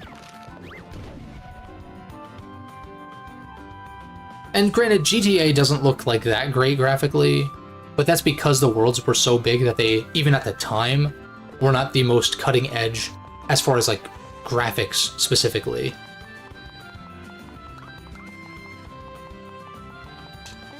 But still, it's like, you know, games in the 8-bit and 16-bit era, it was like, they were abstractions of what actually was going on, largely.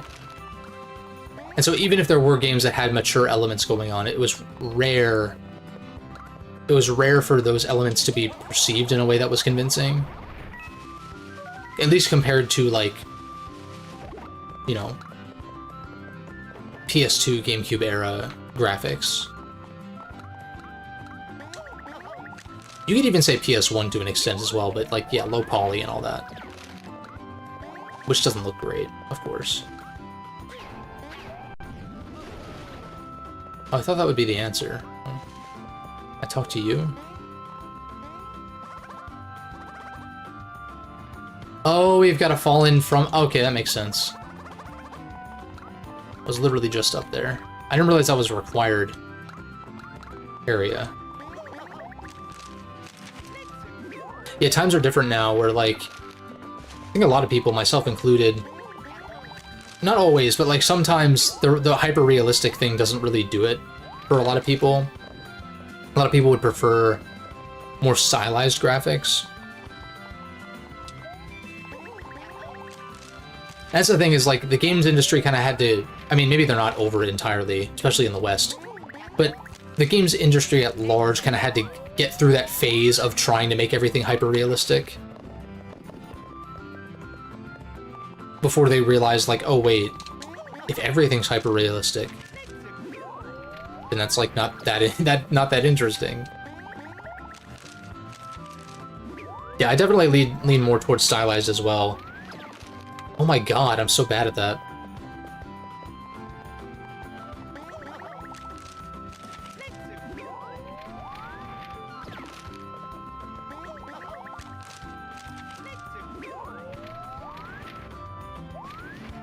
There we go.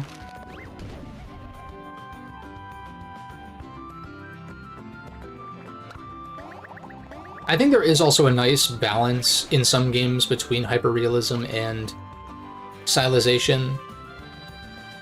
Like, I think about... Well... I was gonna say, like, FF7 Remake or something like that. That definitely leans more hyperrealistic, but there's still definitely some stylization going on there, too.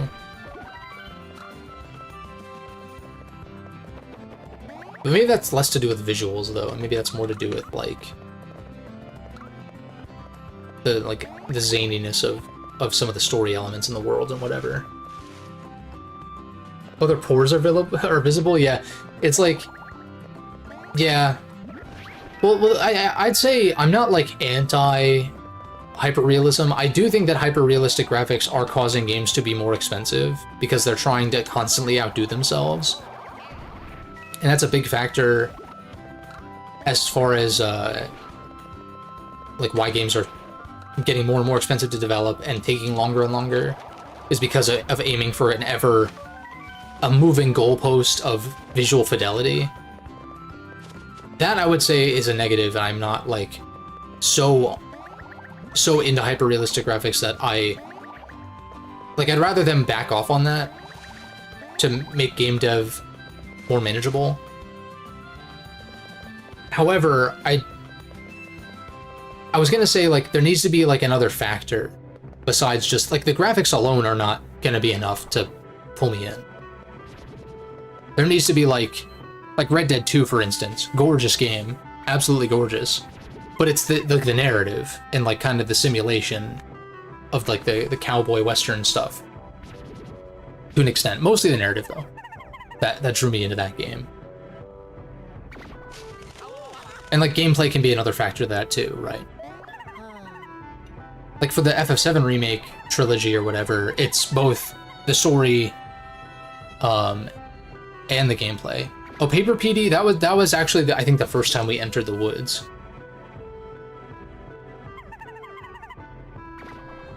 Yeah, I think it was earlier. Definitely fought him earlier.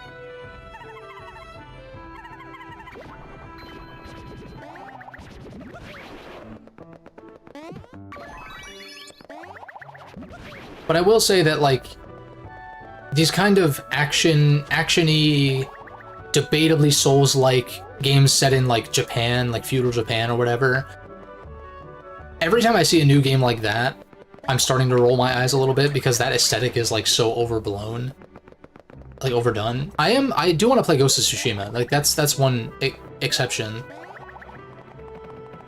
But, like, we had, like, what was it, Wo Long, and then there was Rise of the Ronin, and then there's, like Black Myth Wukong is an upcoming one, and I'm just like,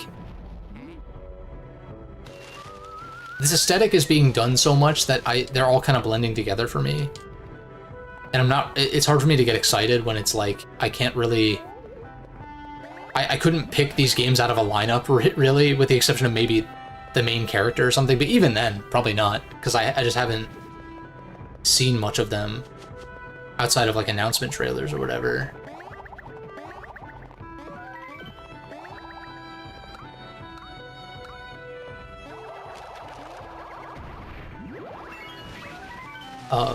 But even though like, hyper-realistic graphics are not going to be a selling point necessarily for me specifically, I do appreciate it in the games that I am drawn into for other reasons, like Red Dead, or like modern Final Fantasy or whatever. Like, I can appreciate a good-looking game, like a game that's, like, high fidelity, but it's never going to be, like, the sole reason why I go for something like that. Oh, Luigi solo? Does this mean he can catch up?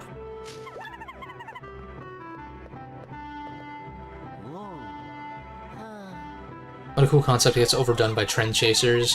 No, yeah, it doesn't retroactively ruin the original, but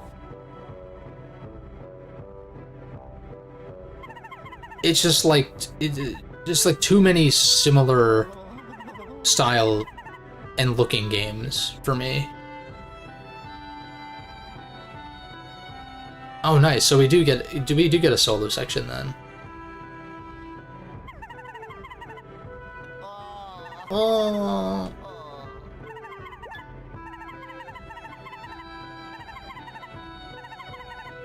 A whole year named after you. Do the fourth wall breaks.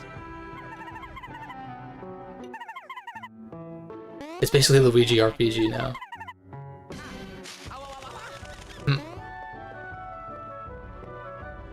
Dude, where's the flashlight in the poltergust? Okay, so that's like the shortcut back.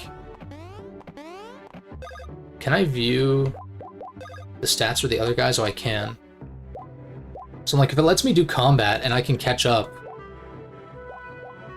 that'd be pretty good. I do want to wrap it up soon, though. But I also don't want next time to be, like, super, super long, either. So maybe I can push this a little bit further. That's for Paper Mario. He's the only one who can cross that.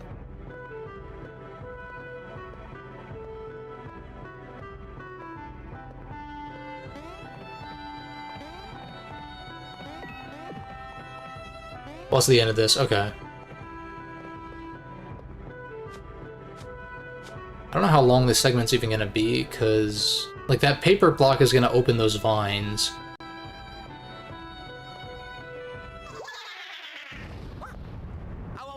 I have a feeling it's gonna be more puzzly kinds of stuff, as opposed to... Oh, shit. Okay, so should I not explore, then? Oh, I see. I mean, I guess I'll be able to come back through here. That's bullshit.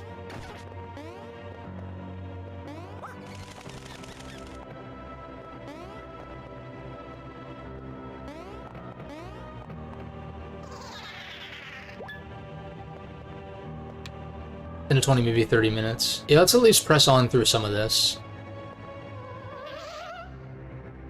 I don't know if I want to do a whole nother boss fight right now.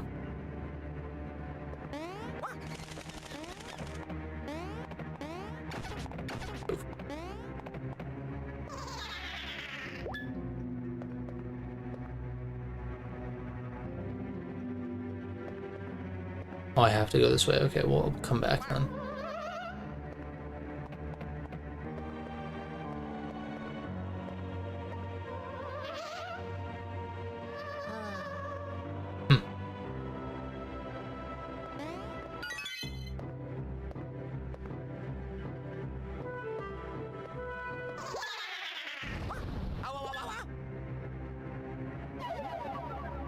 These segments are kind of long. Can't even save.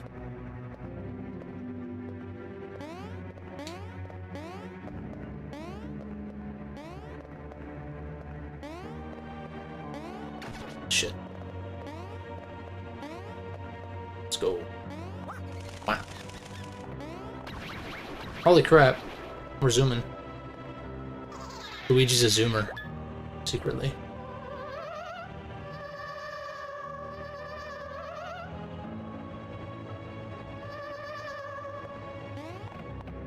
I think I go middle now, right?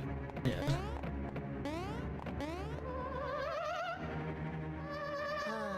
Piece of cake. Kicks reflector around. Paper block. There's like no point in me exploring beyond what they want me to do right now.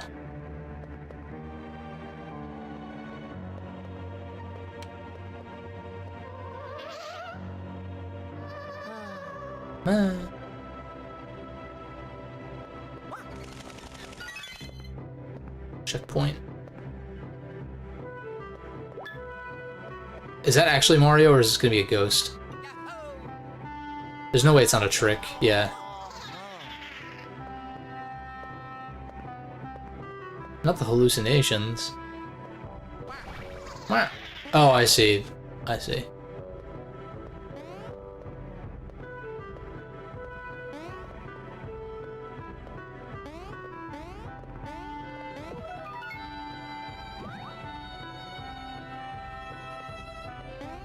That doesn't help me right now.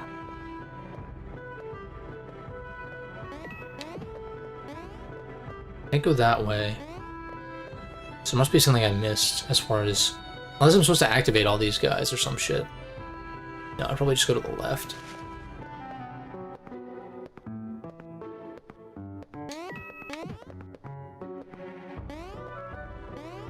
It is spinning.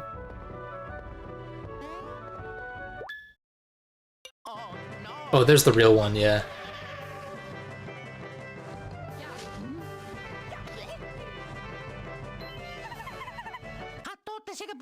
Alright, well, so much for Luigi catching up on levels, but he will eventually. Yahoo! Luigi. Let's go. Yeah, I can't drill or anything. Oh, I can't even do the flutter jump. Makes sense, though. So this is how we progress. Little stagger jumping, like the classics. Back in my day, we had to jump with A and B separately. There was none of this X button bullshit.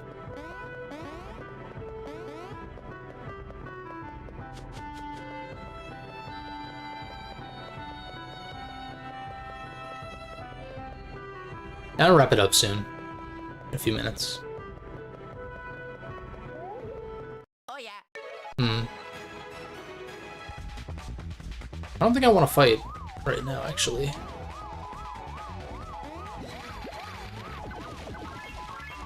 Just because Paper Mario is so close to a level up. I kind of want to wait until I find him. The boss is right around here. Okay, so I'm assuming right when we find Paper Mario or get to him, that's when the boss will start. So I'll start with the boss next time.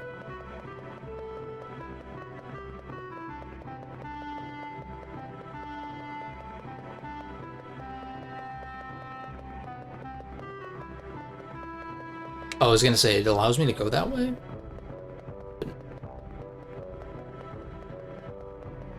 Anything down here? Oh, just a shortcut.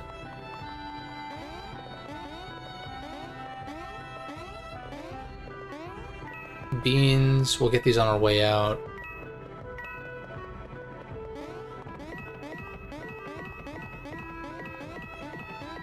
Hopefully I can... Oh, it's gonna let me heal first, for sure. There's no way I'm not allowed to hit the heal block before the boss fight. So that's where I'll save. I'll 1-up DX.